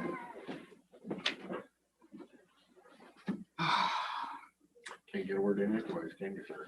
No, try not to. That's why the chair usually goes last, but it's on you. You started with me. I was gonna go last. So the EOZ does take into consideration other sources of power. If you look at the EOZ and you look, why in the world is binging included in the EOZ? It was because we were thinking about wood-fired power plants. You're talking to me for, you should be talking to them. No, this is the discussion in the board. Between us. This is between, they can listen. You gotta explain yourself to me. And it's for the record. And I'm actually looking at the EOZ behind you. Okay. Why was it included all the way to the western border of Klickitat County, all that DNR ground? There's a potential possibly for wind towers up there, which we ended up seeing SDS did through the Washington or through Underwood area. As you look east, we were primarily thinking about wind as I look back through everything, but we also talked about solar. You put in here 1939-9, use and construction standards, section K, subsection 7 is one of your things that you looked at. And it, because I read the darn thing and I was like, yeah, something special about that. And the reason that's special is that we have an entire section of land use in there. But subsection K is for wind only. Everything else provided for solar, gas-fired power plants, what's probably going to be pumped storage projects. Remember, at one point, and not a whole lot of people even remember this, people would come in and they were talking about drilling wells for natural gas out on the east end of the county. Okay? Pilot wells. Delta Petroleum. Delta Petroleum. See, you remember that? I remember. And so there's always been. I have a file. In the It says E- Delta Petroleum. Yeah, That was in the the other EOZ, it wasn't just about wind, okay? So that was a mistake. There were numerous misstatements that I saw in that. And I look at this as simply, a lot of the comments are stop solar, okay? There's stop solar, then there's, you know, solar with regulations. We want to be protected. We want to know about the process. And then there's some people that are pro solar, build it everywhere. Just build it tomorrow. Yeah. We don't care. Yeah, we don't care. And I think there's a big divergence there. And so anybody who goes through either the EOZ or the conditional use permit process, and they start with stop solar or stop wind, they're always going to feel, Dave, that if your answer starts with no matter what, right, you will never trust the process because you're never going to get what you want. Right. Because there's no compromise. Right. And that's a fact of life. We come across this in many different things. Think zoning. That's why zoning is so darn difficult, right? Change. I don't want change. Now, I guess I started this whole process or issue here because when I looked at the Knight Road area and the section of DNR property, knowing it was outside the EOZ and knowing that a portion of it would be outside, knowing that like some of it would be inside, I didn't know what the map looked like or where they were looking. And I figured the best way to protect the people, the best way that I can think of with processes that are currently in place is to require the conditional use permit process. Okay. And I was operating under the assumption that you rightfully think would be correct too, that when I look at the SEPA responsible official and I'm like, if people think that you need an EIS for something that takes up 2 acres, then, or 20 acres, I'm pretty sure you're going to have to do a site-specific EIS for something that's going to take up many more acres. And Washington State has practically the strictest environmental standards in the U.S. California and Washington are about right there when it comes to the SEPA process and how you work through that. And it's enshrined and it's successful and it's been there in a long time. And if I didn't understand it, if I hadn't have worked in it, in natural resources, of course I would be fearful because fear is easy. And when you're fearful, you always think of the worst possible scenario, the worst possible outcome, always. But if you've ever been through an EIS process, all of the issues, every single one of those letters where people were this is my issue, this is my issue, this is my issue. When you start the site-specific EIS process, every single person can comment on every one of those issues in the scoping. Once you start at the scoping, then it is on that project to do the studies to prove that your concern is either not valid or mitigated, or if it can't be mitigated and there's nothing they can do, then the project may not move forward, depending on the level of environmental, degradation or degradation to the community or whatever else. And so this process, saying that there is an emergency, okay, That was what I focused on at the beginning when we did the moratorium, saying that there is an emergency.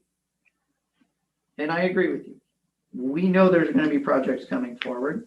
We know that a couple of projects are likely going to be going through the CUP process, which we said it needs to do. An emergency would exist only if I didn't have faith that the SEPA process would adequately protect the environment and the people. If I didn't believe that that was the case, then I would agree with you that an emergency exists.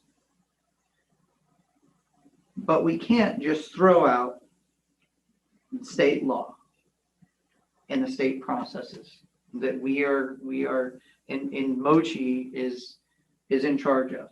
We can't just throw it up and say, well, we don't want it. We're gonna throw it away. And I don't see that as a logical answer.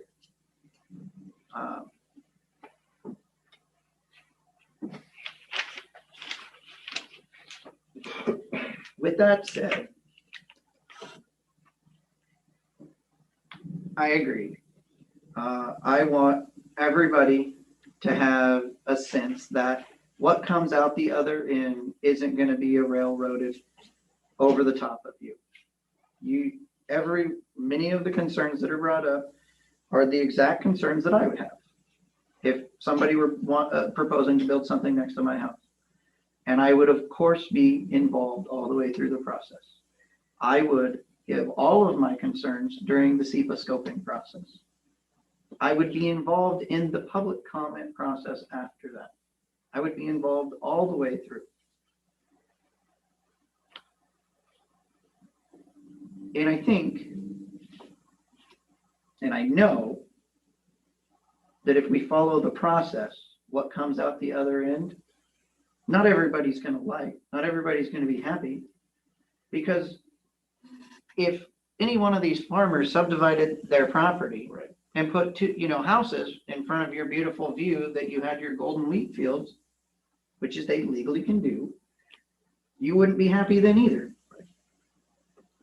But it's within their rights.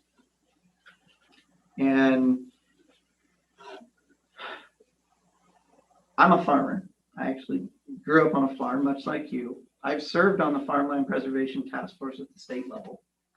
You got that farming thing in your guts. Sadly, I know I don't like to make money. I don't know, he's gotta buy his own chicken. Yeah, that's okay.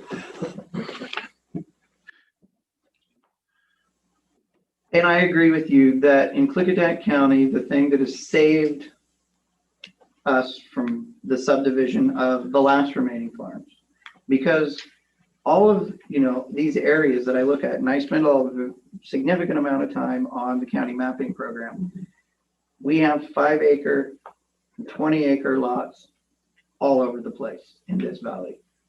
And a lot of them haven't been built on yet. They're getting built on right now as people are fleeing the city. Look at what's happening to the prices of land. Your view shed, this valley is going to change. If it is allowed and it's already subdivided, there will be a house there sooner or later.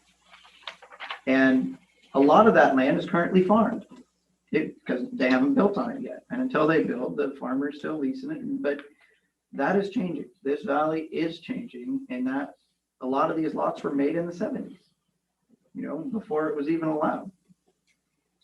One thing I've been looking at is the cluster agricultural overlay zone that, was a zone that we created. And I'm like, well, we're packing a bunch of houses in there next to the farms and thinking that we're trying to save the farm, but is that really going to save the farm in the end, or is it just going to create more issues? Yeah, I will say for me, this issue has made me reconsider my support for that. Because I was always an advocate of cluster because I thought it's a way, the farmer can keep farming, they can kind of get their development rights, they can cash out their development rights, but it does anytime you are putting residential development into large acreages of agriculture or forest or whatever, it inevitably causes conflict. Absolutely. And now I've only seen 2 of those ag clusters in our county, and they both look like they were created a good decade ago. Yeah. So it's not like it looks like a common practice, but I am not a fan. So, but this is, like I always say, in government, everybody's trying to do good. Everybody's trying to do right. The thing that always gets us in the Not according end, to some of these people. yeah. But the thing that gets us in the end is the unintended consequences. And that cluster agricultural overlay, I think, is one of those examples. So when it comes to the emergency, I can't say there's an emergency. But I'm also a firm believer that politics is the noble art of compromise. And so if I was being hard, I would say, no, we can't have the moratorium continue because there's no emergency, because the process is enshrined and I've already proposed the best way to get through the end of the process. But again, though, to give people more security, safety, and give the BOA direction, I could get behind your idea. I don't know if it's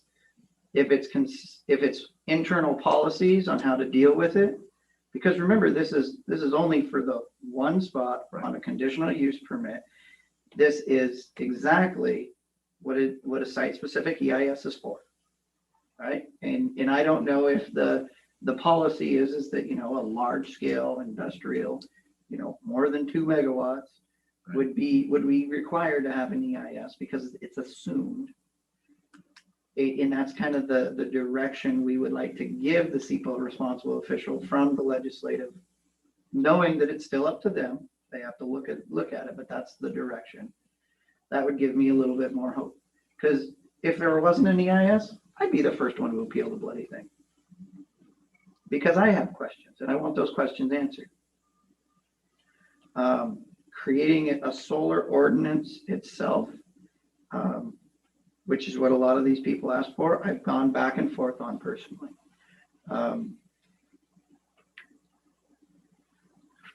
If I'm okay with the intent of if the intent of development, first off, the timing, but a solar ordinance, if some folks want a solar ordinance because it's basically that there is no solar in Klickitat County. And as you'd said, if your end goal is that you don't want this, even if you say, oh, I believe in solar, I'm not opposed to it, except under these circumstances, and it basically when you sift through all that, there's like 3 acres of ground outside of Bickleton that would be suitable to put a solar farm on. And it's a vehicle, it's a tool to stop development. And you can say you want a process. So for that, I don't, because I think, again, 2 years from now, we would be having the same argument with there would be battles over what the ordinance was in it, because there would be folks, I'm not saying most folks, there are some folks that will not be happy until the solar ordinance basically outlaws the utility scale solar in Klickitat County. I don't support that position. And so I don't want to see that.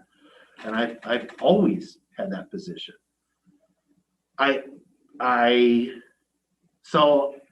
And I don't know any way to make an ordinance development process that is not a huge undertaking with a huge amount of turmoil, which if I believed in the outcome was going to get us to a different place, I would be willing to do. I would totally be willing to do that because we've done it before on things. But I don't think we would be in any different place than when we are, that we could potentially end up if we just use the tools that we already have.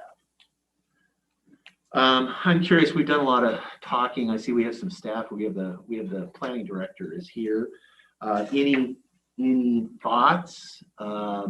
She's like, oh no, I'm not waiting. I am here to do what you tell me to do. Or did you have, I'm sorry, Commissioner Christopher. Well, I would like to say that for the most part, all the comments about environmental and deer and squirrels and all that stuff, I just kind of set those over here. Because those aren't even gonna be us, in my opinion. That's all gonna be Fish and Wildlife, that's Department of Ecology. That's their baby, not my baby. My baby is, the way I look at it is, how much solar are we gonna allow in this area? I have no problem with solar in Bickleton. They love solar in Bickleton. Here, have some more solar in Bickleton. If they wanted to put 10,000 acres of solar up on the ridge, the windmill ridge underneath the windmills at Hawker Road, I don't think anybody care.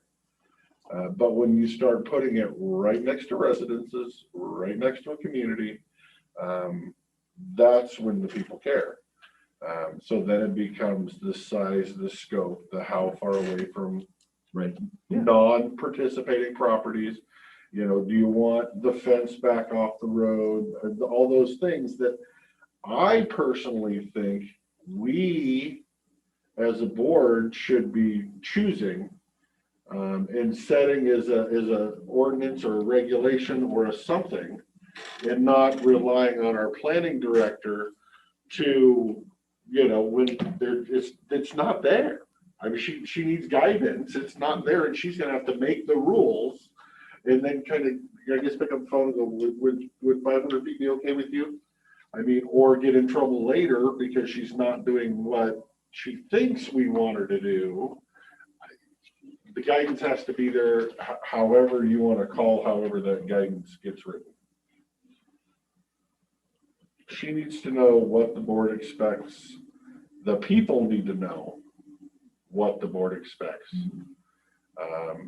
And then we go from there.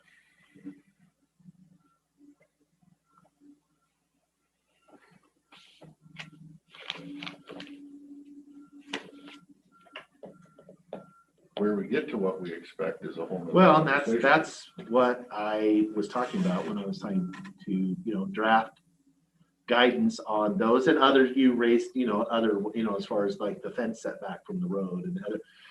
Again, I'm fine with the board. I agree on most of those points, that I think we need some specific guidance to help direct both the planning director as far as when it comes to those, and more importantly, the Board of Adjustment, when they're ultimately, though, it is going to be their, they have to try to interpret the county's policy, what we want. But do we have a policy?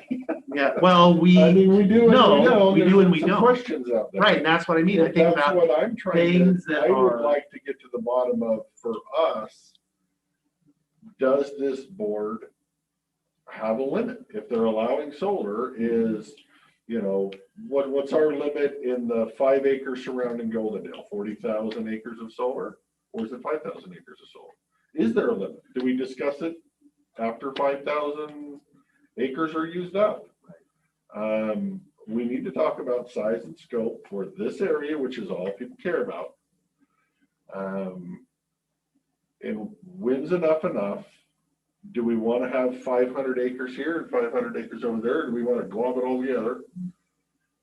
And because if you just have open season, you're going to have wild west permits being dropped in. They're going to fill up every power line they can possibly fill up before you can change your mind. well, first, I would remind my seatmate that no one's making anybody put solar panels on their property.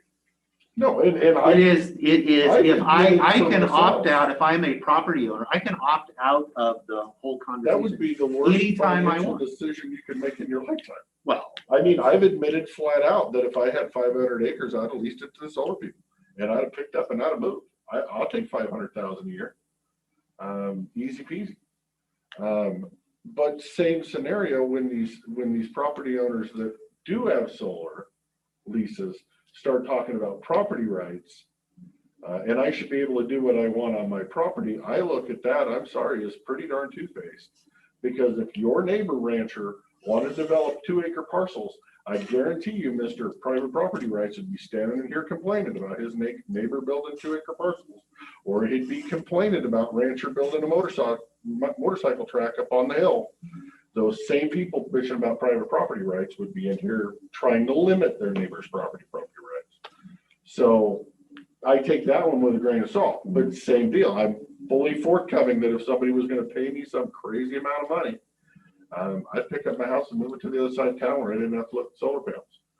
For us, how do we help the people that can't get paid to pick up their house and move it away from solar panels? Where are we as a county as enough? And I also wanted, if we're doing ordinances, just because we're doing ordinances for something in Bickleton, I want to make sure that they're, or for something here, I want to make sure that they're not a one size fits all for the county. Because if you're putting something out in the tumbleweeds in Bickleton, they don't care that you're X number of feet from the other piece of tumbleweed. Except you may not care, but somebody else may. That's the hard part, is it is subjective. Well, that's why. You're saying, No, I'm saying you need to have, just like you do in the EOZ, when you developed your windmill deal in 2010, where you increased the setback for windmills in 2010, you set it as a minimum, but up to the planning director's discretion to increase it based on blah, blah, blah, blah, blah, blah, residences nearby. That's all we have to have is a minimum written down that people can see based on the director. So what's the criteria to develop the minimum? I don't know. That would be whatever we. I mean, thinking back to the setbacks on, wind turbines, there was some analysis on these things are 500 feet tall with spinning blades. And there was some thought to how far, it wasn't really based on visual impact. It was actually public safety is what that was the setbacks from the road. It was public safety was what that was. We're not talking about public safety. And first off, we haven't even touched on batteries and battery storage. That's a completely different topic. I think there are legitimate, very legitimate. And, we had some earlier comments about, batteries being incorporated into, and there was the project out in East County where it was on it and then it wasn't. And it's like, yeah, they may well, at this point, their permit does not have battery storage. If they ever want to add to it, they will have to go through an entire process to do that. It's not guaranteed just because you mention it in your permit. There has to be, again, I don't want lithium ion batteries exploding and taking out half of town. I don't know if that's a legitimate, but I think that's a whole different topic. I'm talking about, so there was the criteria that the board and the planning department and folks used to come up with that minimum setback was not based on aesthetics. It was based on public safety was really the overriding consideration. We had some we had some discussion about, they get ice on them and they can throw the ice chunks and what's a reasonable length. Do you remember? So I'm not saying it's a bad approach. I'm just saying, how do we arrive at what conversation back when the EOZ was being formed or the amendment to the EOZ being formed? Was there conversation by the board and the creators of the EOZ about 2,000 to 4,000 acres of solar panels next to the city? You guys plan for that? It's all in the EOZ? Or did you go, wow, I never thought that would happen? No, I think we anticipated that it could happen at some point in the future. Big? Everything in there says 25 I megawatts. mean, but again, it's 500. The EOZ is not only for wind farms. Right, but everything in there solar, everybody was thinking small scale.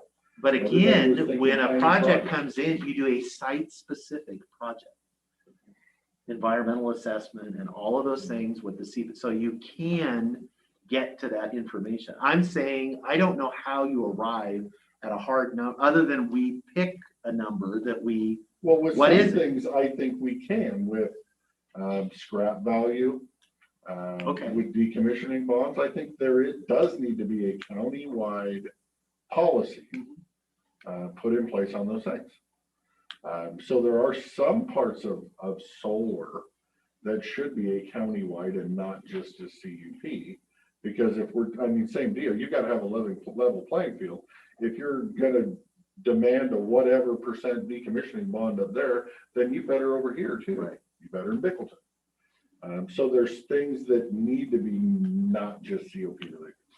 Yeah, I would agree with that. I think, I'm sorry. Commissioner Anderson. So, I'm trying to sit in the middle here. However we do I see that, both of you. so Dan, you stated that you don't care out in Bickleton. The setbacks don't need to be the same as they need to be around town. You don't care. yeah, well, That's what you were saying. So, but in your letter and what you read, you stated the county needs to get to work to create a county-wide solar siting ordinance. Correct. So are you saying that that is not the case now? Because when you create an ordinance, you're creating law that says everything's the same, right? If you're or at building least west a of, minimum, you're based on- building west of or you're building west of Goldendale, or you're building out in Bickleton. So when you create an ordinance, that's what you're doing, right? But you're saying like you don't care. We have the policies and everything in place that we support it. That's you know what's in our goals. That's what people will submit their applications on. Okay, so the whole purpose is Bluebird, for example, like the Bluebird thing that somebody gave us earlier, right? They're gonna do an EIS. They're gonna have to do EIS scoping. Likely. Highly likely. Highly likely. And when they do that, the neighbors who have issues can comment and they will respond to it. WDFW will give comments, the tribe will give comments, everybody will give comments and they'll respond to it. And that's what creates about $750,000 to $1 million in work, right? Yeah. Responding to the comments. And so what I'm trying to interpret what you're saying and what I'm hearing you say is that is good for over there. Sorry, over there. Corrections. no, I'm not saying that's what's good for over there. I'm saying, even if you're developing setbacks and you have a minimum, it doesn't mean it needs to be set back X number of feet, period. It could say setback from a non-developed property is this, setback from a road is this, setback from a non-participating property owner is this. So it doesn't mean just one arbitrary number that applies to the entire county, which is what you're trying to say I'm saying. That's not what I'm saying. You can have a countywide ordinance that pertains to different parcels, different aspects, how many residents are in the region, that affects what that setback would be. Okay, Or what I would say is that when You could somebody, not. when somebody does one of these, trust the process. you get to that, Yep. right? Because what you're saying is everything comes down to site specific, right? This will get you to that setback, right? Will it? That you're saying. I would. Well, it will if you're basing your setback on measurable criteria. That's not just a number to keep them, I want it far, far away from me. See, and that's something I guess that has been misinterpreted with me on a regular basis, is that I am anti-solar and I'm trying to stop this project. Not in the slightest. So, for the record, that ain't the case. But it sounds like we're have three different opinions that we either need to move forward with three different opinions, or at least two of the three have to get to a consensus on where we're going. So.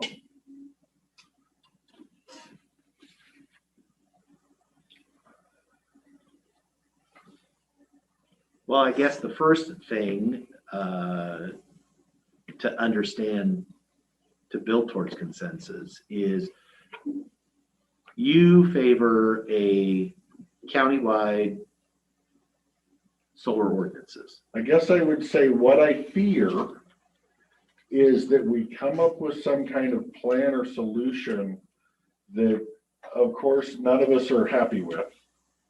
Because we're not, even us, we're not going to be happy with it. No. Whatever we come up with, Jake's going to give up too much, I'm going to give up too much, there's going to be things you don't like, but that's what it ended up being.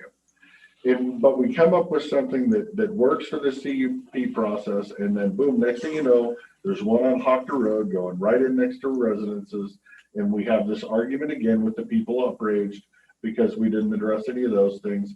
And then I guess the board's what, just gonna pick up the EOZ and say, no, you're covered. Wait and see how that goes. And if But that's you're, the way but the you're board goes, making, that's fine. but you're arguing that the EOZ has nothing in it No, I'm not. about solar. That's not true. I'm There saying are, what's all of the in there tools that we're talking is about are in the EOZ. They're completely just not specifically spelled out for specific Right, to if you solar. look at the book, it's this big, and there's maybe, if you added up all the words, there's the things that have to do with solar have maybe 500 words. It was not a major factor when it was developed. It just wasn't. And anybody that says solar was a major factor when that was developed is lying to themselves. It wasn't, it was wind. But the fact that Now, whether you guiding think it's principle. adequate for solar is a different story. And if you think it's adequate for solar, that's fine. I don't, I think it's missing some things. If you don't, that's fine. And we don't get into it because one of the three, boom, done, behind us. Now we're dealing with this. I guess we just have to sit down and figure what can 2 out of 3 people get behind to create whatever you're trying to create. You know, do we set something with setbacks? If 2 out of 3 say no, then we move on to decommissioning and figure out what we all can get behind to write up whatever you're trying to do. I'm not arguing that there doesn't need to be that there are no setbacks, that we have 0 setbacks. I'm not arguing we have 0 setbacks either. I know that. But you're saying that we need to, you know, and whether I need to be convinced that a hard number is the correct, because I don't know what the criteria is I'm using to establish that, unless it's, I don't want it near me, so it needs to be this number, versus with wind, those setbacks were set. There was public safety was the criteria that we used. So what is the criteria for the setback from the solar? Is it, you know, the hum from the thing? Okay, that's a reasonable thing. Is it the, So here's a question, I guess I would say that. because you are, when you put a setback, especially if you're doing a setback from your property line, that is basically a buffer on somebody else's land on what activities can take place in that zone. And they want. Now, why do we have setbacks? What if we decided we're gonna go with setbacks for residential development that are, I don't want any houses, and so our setback's gonna be 1,500 feet from your property line. Well, my You house cannot is a build. setback of 100 feet. No, it doesn't. We don't have any hundreds, do we? Even open space is 50, right? Be accurate. I know my land use So plan. shouldn't show be 50. My house has to be 50. Right. Again, there is a minimum, and I'm fine with some minimum, but there is some criteria. Most of ours are, again, setbacks are public safety. The reason, but you are 50, you also, in most zoning, it's 5 foot from the side of your thing. You know why it's 5 feet? It's for fire. It's for public safety. It's because the house has to be 5 feet away. The neighbor's house has to be 5. Who would, on a 20-acre parcel, would build 5 feet from their property line? But they could. The idea is that there is fire separation. That's where that number came from. That's where the number came from. And that's all I'm arguing is that what is, I'm not saying there shouldn't be a number. I'm saying what's that criteria that we, the 3 of us, need to try to come up with. What are we trying to accomplish? We're not going to come up with whatever those numbers are sitting here right now. No, we're not. We would have to come up with some kind of a plan going forward to either discuss or find those numbers or not. That's what we're Well, I guess for me, to focus my thoughts on it, what do you see as what we are trying to accomplish with the setback? I mean, Is it safety or is it visual? Is it safety? Is it visual? I mean, and nobody says that visual is cannot be a factor. I'm not saying, I live in the national scenic area. I understand. That the leaseholders absolutely don't want setbacks because they're only going to get $25 an acre on that setback, as opposed to $1,000 an acre. So they want solar panels right up to the road, and a 7-foot cyclone fence right on the road. If that's what this county wants to allow, go for it. So, okay, and I'm not necessarily arguing that I don't agree with you, but why don't we want to allow it? It's up to you.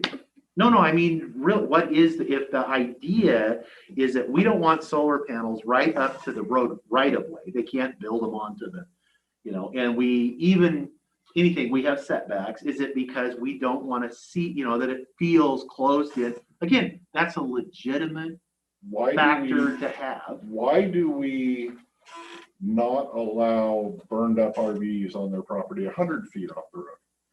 Because it's an eyesore. Okay. Is it correct? They're not living in it, it's just junk over there. Right. It's an eyesore. If you're gonna have that coating in some places, you should have, Right. or that policy, you should have that policy. Why is it easier in this county to build a 3,000 acre solar panels, but you still can't have a tiny house? Well, I would say it's not easy, $1 million to build a tiny house. It's not easier. I Solar disagree. panels have came in before tiny houses. Yeah. So it's kind of easier. There's plenty of tiny houses all throughout the county. Not legal. So yes. No, So that's all. I just want us to have some common point of, I think I don't think there should be no setbacks. I definitely think there should be setbacks. I think there should be minimum setbacks. I'm just trying to get my head around what is it, so it's not just an arbitrary number. Well, If and it's that's fine, but I 500 also feet or don't 1,500 feet or. I also don't think if we're going to move forward in some kind of policy or whatever, that us sitting here and discussing setbacks today is needed, because we'd be doing it on whatever day we had our little workshop to discuss. Okay. As I would imagine that we would create a list of things we want to cover. And is there 2 out of 3 people that want to cover setbacks? Okay. And then we can dig into that and hash out whatever it comes up to be. And then you move on to decommissioning bonds, or whatever. And if there isn't 2 out of 3 that want to cover that, we don't cover it. And then we get to where we can get something, and we may not all agree on every item. Right. Boom, take a vote on it. It's voted on, move on. It's over. Okay.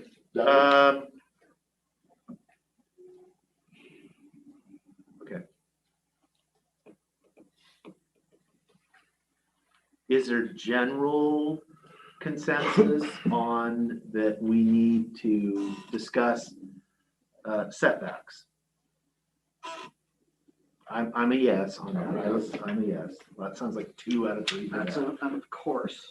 Okay, I'm drawing a circle, and I'm hoping staff is taking notes, because I'm actually going to lean on them to maybe draft something. They're the professionals. That doesn't mean we're not going to have. Right. It's like, but I'm not going to come with my own draft guidance document that I wrote, and we're going to have. It's easier if we have some starting place, but we're all welcome to do that if you want. Decommissioning plans, that we need more specificity in the, bonds and all that. I support that. Are you okay with that? Yeah, I say I don't think this is, I think there's a lot more things that we're. Are we gonna have a battery discussion? Yeah, but I think we do need, when I say it's a different issue, it isn't, I guess I would like to have some, not today, but further discussion with what, like right now, if a project came in, whether it was wind or solar or whatever, because it's possible these could get attached to wind projects just as much as solar. What would that look like right now? As far as in the EOZ, what the requirements would be, how would that process work? And I Just so I don't know understand. if it's possible, but I also don't think it would be a horrible idea to actually have a workshop with a solar developer to gain knowledge, or at least get answers to the questions on things like batteries and whatever. I don't know if it's doable, if it's possible, if it's. I would be okay with that, Shut down. understanding that is the, contrary to what people may think, I don't necessarily believe industry always gives us all the facts. Yeah, absolutely. That, I'll make my own determination, but. I'm just throwing that out. Yeah, there, no, that I we would may like come that. to a place where we need answers that, you know, most places you get 5 answers and truth somewhere in the middle, but you know, the more answers you get, the more knowledge you get. Any Yeah, item? what do you- okay, so say we want to have directions or internal policies or whatever the term. Guidance, whatever, I'm using the word guidance document. I would look to Q to say, can we set a guidance document and say the guidance document says we recommend, because I don't think we can set it without going through the public process, which would involve a SEPA, which would involve an EIS, which would be $1 million or so for a programmatic. Are you trying to say EIS. making an ordinance would be $1 million? Yeah. Mhm. On this? On this, yeah. So put your fiscal hat on. And again, if I thought it would get us to where we needed, and I can support that. We spent $1 million on the EOZ back 20 years ago, when $1 million was more money. So that's what you have to think about. Now, if it's and remember, this is a CUP, and so if we put a guidance out there that we think, for example, 750-foot setback is the guidance, right? The company comes in and they say they either follow our guidance or they go off of the guidance. But either way, they have to show why whatever setback they're proposing is good and will provide the purposes for the community and for everybody. And then it goes to the Board of Adjustment, who they may see something completely different. They may be like, you know, we heard the comments and we think 1,000 feet isn't enough. We think 1,500 feet is right. And they set that as a condition because it's a conditional use. And these are the reasons why. And that's how the process works. And then what happens after that is then the people get, but I wanted 2,000 feet. So I'm going to appeal this. And I'm gonna sue you. And so they're going to appeal it to the hearing examiner. And then the hearing examiner is gonna say, okay, you think you need 2,000. This is what the guidance was 750. This is what they said. And then the hearing examiner can say, yeah, I agree with 2,000, or sorry, I don't agree. And then if they don't agree, and then the person goes, well, now I'm gonna appeal this to Superior Court because I need a judge to make the decision. The process is extensive and it's long. Getting back to, I'm fully aware of all that. Getting back to this, I think discussion needs to be had on setbacks. I think discussion needs to be had on batteries. I think discussion needs to be had on cyclone fencing, how close to roads. So you're talking setbacks, so you want to have, not just on the panels, but on the the fence. project itself, Yes. including the fences. Because I did notice in some of the stuff, they did not, the fencing in, because we saw a couple other models in other parts of the world, and the fences were didn't fall under the setback, which I would remind folks, Crook County, the stuff that we've looked at that was in North Carolina or wherever it was, you know, the largest, their setbacks are like 50 feet, 25 feet, They're not 100 feet. residential either. Yeah. They're not around houses. No, but they're road that goes down. Yeah, and so I mean, so I'm not saying that that's right. I'm not, but I'm just saying there's a diversity of opinion on what is. I guess I would say acceptable setback. fences is also a view shed issue. Okay. Do you want to look at, you know, silver fences, chain link fences, or black chain link fences? Do you want to look at razor wire or barbed wire? Do you want to look at barbed wire or just 7 foot tall? You know. So the one thing. You want to torches off the ground so the bunnies can still get through or not?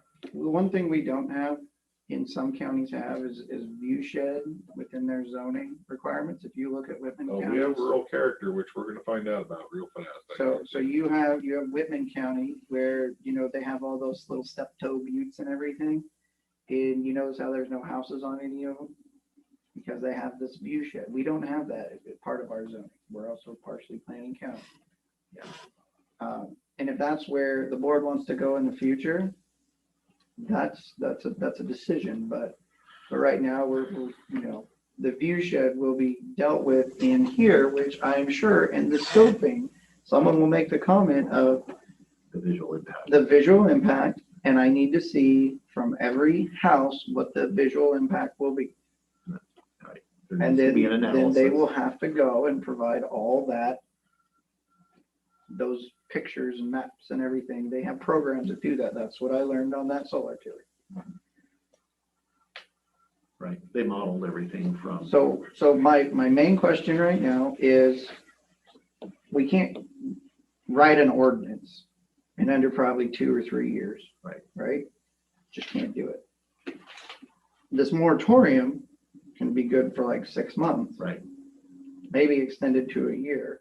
But we're not getting through a programmatic EIS for under $1 million in under 2 to 3 years. I don't see it happening. Maybe somebody could, but I just don't see it happening. And I think the reason you're thinking that is because if we try to do an ordinance and try to get through it in a timely manner, that there will be challenges put in our way to stall and drag it out to where it doesn't get done in a timely manner. From either side, sure. But you know what? even with no challenges and it's a long time. Just the public process alone is. And then we have to go and hire all the people to do the studies to find out where it's at, right? That's how that works. Now, my question, in order to move forward, would be to Q to whether we can come up with a guidance document. Recommendation. Okay. Write a recommendation. Our recommendations so that it gives the planning director guidance and so that it gives the board of adjustment guidance and so that it gives guidance to the developers of what we. This is what our expectations are. And if Q says we can do that, that's great.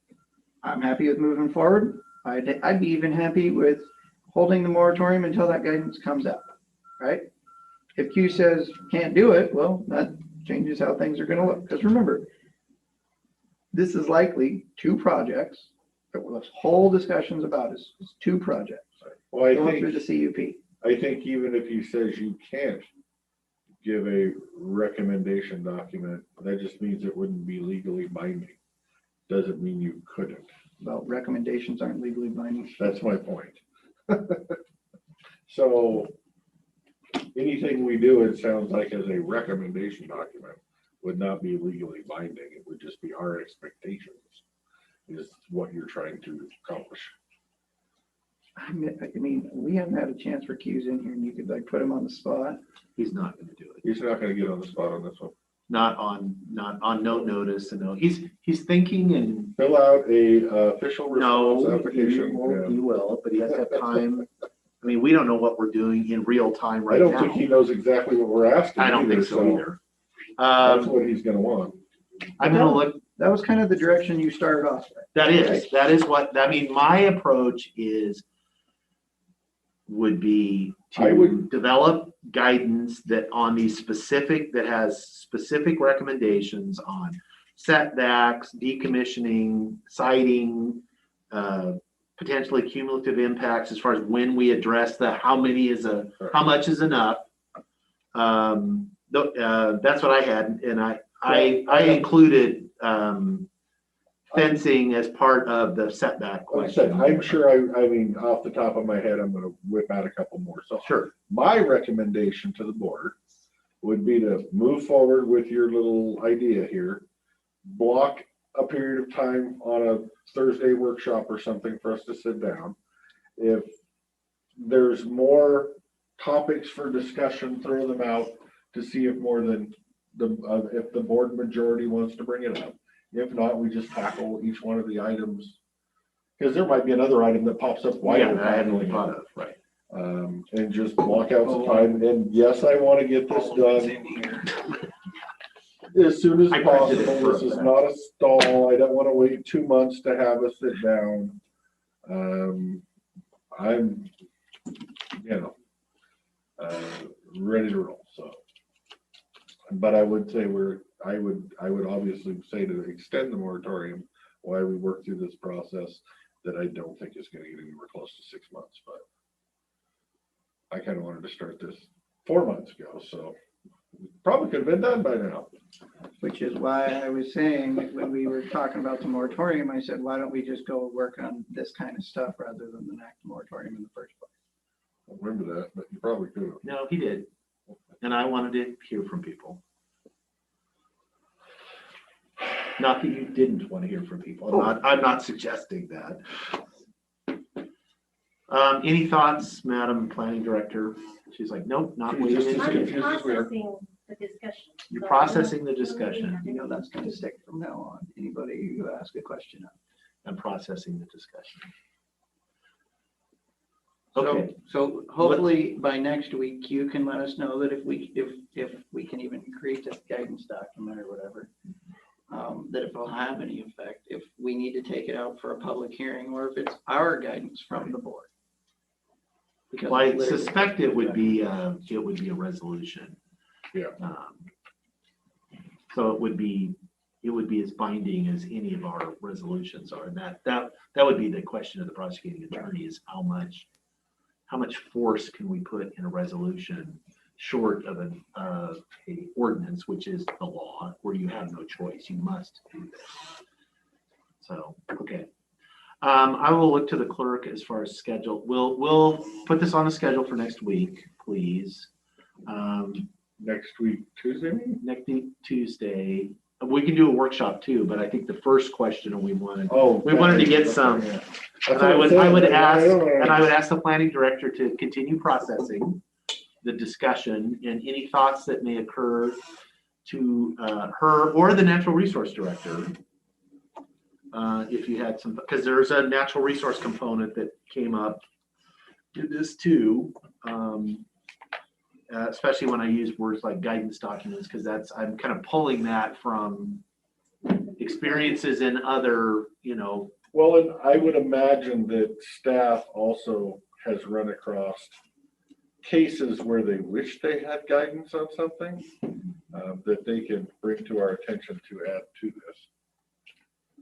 You had a I was comment. just gonna say, we participated in the process to develop guidelines for the state for wind energy siting.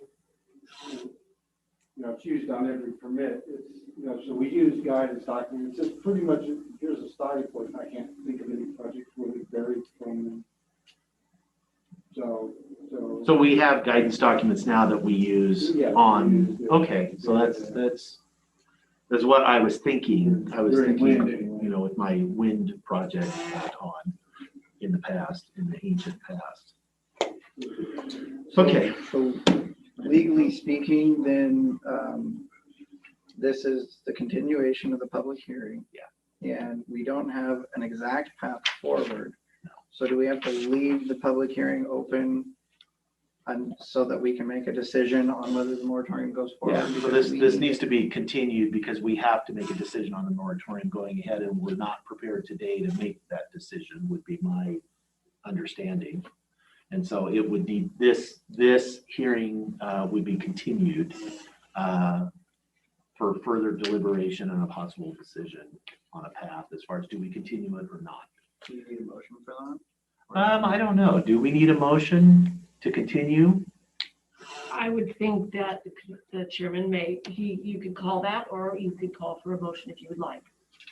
I mean, whatever you want is the cleanest. I mean, as far as generally it's not necessary. We continue. Would be necessary, But if we want to be absolutely crystal on what we're doing, then. Considering we haven't really known what we were doing this entire time. That was a joke. Yes. For the record. For the record, we've never done this before. Well, it appears that you've reached consensus that you want to continue this. You've got to give your planning director time to process. The other option with continuing or actually making a motion is if Jake wants to be on board with the moratorium this time, that we can make a motion and he would then be on board.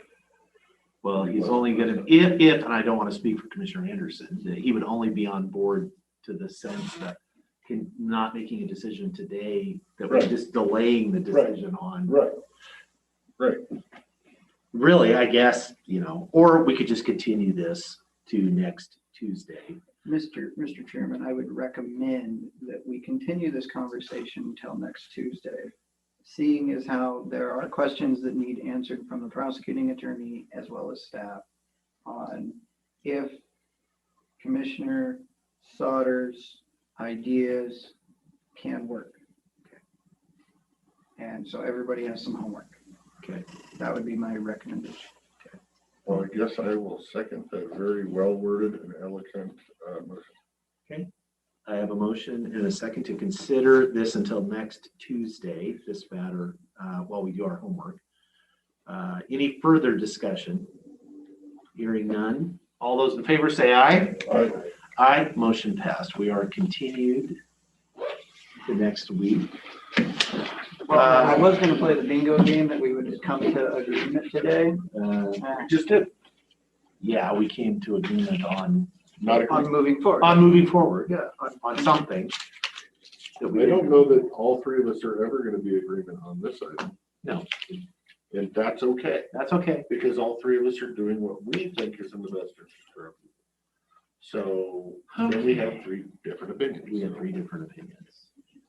We'll get there. We will find a good one. Describe for me our people one time. Like who? Oh, you're really trying, aren't you? I just I've always wondered. I don't know. Our people, I would consider anybody that lives in this county. Okay, that's what I needed. That's all I needed. I'm just trying to understand. Try again next time. Try better though. Let's see, is the prosecuting attorney on this? He's still there. Okay, Mr. Cannell, did you have anything of a general nature or would harbor an opinion on anything? Gonna ask a lawyer politician for an opinion, be careful. Well, okay. We do have some good news on the trial front. We do have a meeting today at noon with a lot of different stakeholders. It looks like we're definitely a firm go for our trial set for next Wednesday, the 19th. We've currently, looks like we got about 8 matters set that day, but so we're highly confident at least one of them will go. The district court down in White Salmon is proceeding with their confirmation of juries trials on Tuesday. I think there's 20 something scheduled that day, and then the following week in East District Court. So there's going to be a lot of activity with jurors at the different facilities, with coordination of jurors, with witnesses, with different law enforcement. So we're all going to, I think everyone's going to do their best to try to effectuate that. We just got to get that trial system going again. So we're one of the few counties that at this point are not doing it. Skamania County has been successfully moving forward with trials for about 6 months now. I think they've gotten 5 or 6, including a hotly contested week-long murder trial done. So I know that it's we have the ability to do it, and we have to move forward with it. So that's encouraging. As you can imagine, it's extremely busy now with that Horizon 30-something trial schedule in the next 10 days. That my office is exceptionally busy. The consequences of the Blake resentencing are exploding day after day. We're just simply inundated with requests at this point for resentencings for individuals that have been, because these ranges that affect a felon's sentence is determined on prior history.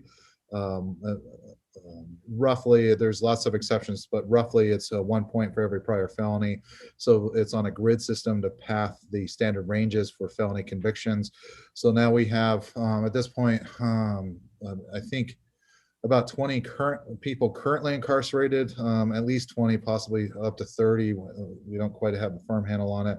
On people that we got to resentence, which requires a formal sentencing hearing, worst case scenario, transportation back from the prison and going back and forth, which is already pretty burdensome, but coupled with a lot of the COVID restrictions, it's even more difficult. So we're navigating through that. Some of those are being set in early June timeframe. We've gone through a first round of vacating sentences for over 40 years. I think we've done about 30 or 40. I think we've got about 400 to go. And each one requires a case-by-case analysis of the LFO obligations, the current status, whether there was other sentences, other crimes that were convicted. So it's just the issues just keep multiplying on it seems like on a daily basis with that. We do have a new staff person that started last week. We kind of poached her from the clerk's office, so sorry, Renee, but and she's working out very well. We do have a victim witness coordinator that had left us to join Wasco County DA's office based on a substantial increase in pay. She is set to start on Monday, so there's a lot of training going on, a lot of coordination. It's a very, very active time. On that, I did accompany Mr. Anderson to the tribal council meeting last week. I think it was largely productive, especially in comparison to the meeting that occurred about 4 years ago. It's definitely a substantial improvement over that. But you know, there's some real disconnect on you know, the request for government to government. They persist with the understanding that the Board of Commissioners has the ultimate authority. You know, the tribal council is a very unified system of government. They have complete authority about just about every aspect of the tribal government. We are in a radically decentralized system compared to that. And you know, with the changing personalities and so forth, there seems to be some recognition of the difficulty on that. And so, you know, I would say over half the comments that were heard were related to items that the board has no control over. For example, principally public safety issues with policies regarding enforcement of the criminal statutes on specifically fish and wildlife regulations, as well as other public safety methods. So it seems that the chairman, I think, kind of understood that. He even alluded to, it sounds like government to government is really with you know, 8 different individuals, and that is true. You know, the board, I think Mr. Anderson mentioned at one point, the board's ability to control the budget and the fiscal. One of the responses from a tribal council member was, well, you should use that to dictate policy. As you gentlemen are aware, or should be aware, you cannot do that. That would not survive legal scrutiny. And so, you know, there's lots of policies and procedures that can be affected and implemented by the board as it relates to many other topics, specifically the natural resources, the economic development, the land use policies and procedures, as the last couple hours, I think, is a pretty good indication of the ability of the board, but has no ability to, you know, one of the things that kept coming up was a disagreement that the state laws are applied to tribal members. It came up repeatedly.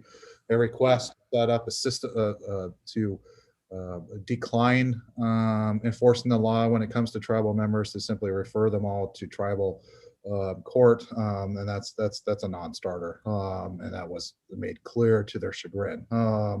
So, you know, it was generally positive. It was not universal by any means. With 14 individuals, you will obviously have differences of opinions, which I think some made a point of expressing. Again, I think it was somewhat more diplomatic than the meeting 4 or 5 years ago. But you know, when you have, you know, one tribal council takes offense at the presence of the prosecuting attorney, that was something that come up a couple of times. Another tribal member took offense at our very existence, that every time he drives through Klickitat County and sees a house or a building, how offended and disgusted he is by our very existence, that we are alive in Klickitat County, apparently. So, you know, there's a wide range of opinion that I'm going to assume that's an extreme version of the opinion of the tribal council, not supported by the general council. But, you know, it's like any board of politically inclined individuals, there's going to be a wide range of opinions. But I think on the central issue of initiating contact, I think was well received. I think Mr. Anderson did a good job of reaching out and in a diplomatic manner, especially, you know, just on a personal note that, you know, especially considering, you know, they helped fund his opponent. I think I'm not sure if they recognize that. I take that as meaningful. I'm not sure if other folks did. So I think generally it was productive, but there are serious gaps. The Open Meetings Act issue did come up again. It's this, unfortunately, Mr. Sawyer, you referenced it before. It's the same conversation that occurs, seems like every 2 or 3 years for decades now, that you view yourself as a sovereign nation and that that the state laws don't apply, but they still apply to the individual board members. So if 2 board members ran into each other on a beach in Mexico and started talking about county business, that is a violation of the Open Public Meetings Act. It doesn't matter where that business is being conducted. So that's just a fundamental disconnect. That it's been an issue that's been discussed at length with previous members. It is a new chairman that I think is much older and brings to the table a greater maturity and life experience. I think is beneficial both to the Yakima Nation and to the relationship with Klickitat County. So I think overall it was positive with a couple of exceptions, but so that's my report on that. Okay, thank you, Mr. Prosecutor. Any other legal matters to brief the board on? No executive session, no lawsuits pending. Well, sure, but no updates right now. Nothing that's, all right, okay, critical. Okay. Any questions for the prosecutor? Nope. Okay, thank you, sir. Brings us to board pending. Stomach. Yeah, it's like I don't think I have anything that I could. So if not, have anything, no, then I would entertain a motion to adjourn. I would be big to it this time, and I will make the motion to adjourn. Second. I have a motion and a second to adjourn the regular meeting. No workshop scheduled. All in favor, say aye. Aye. Aye. Motion passes. We are adjourned.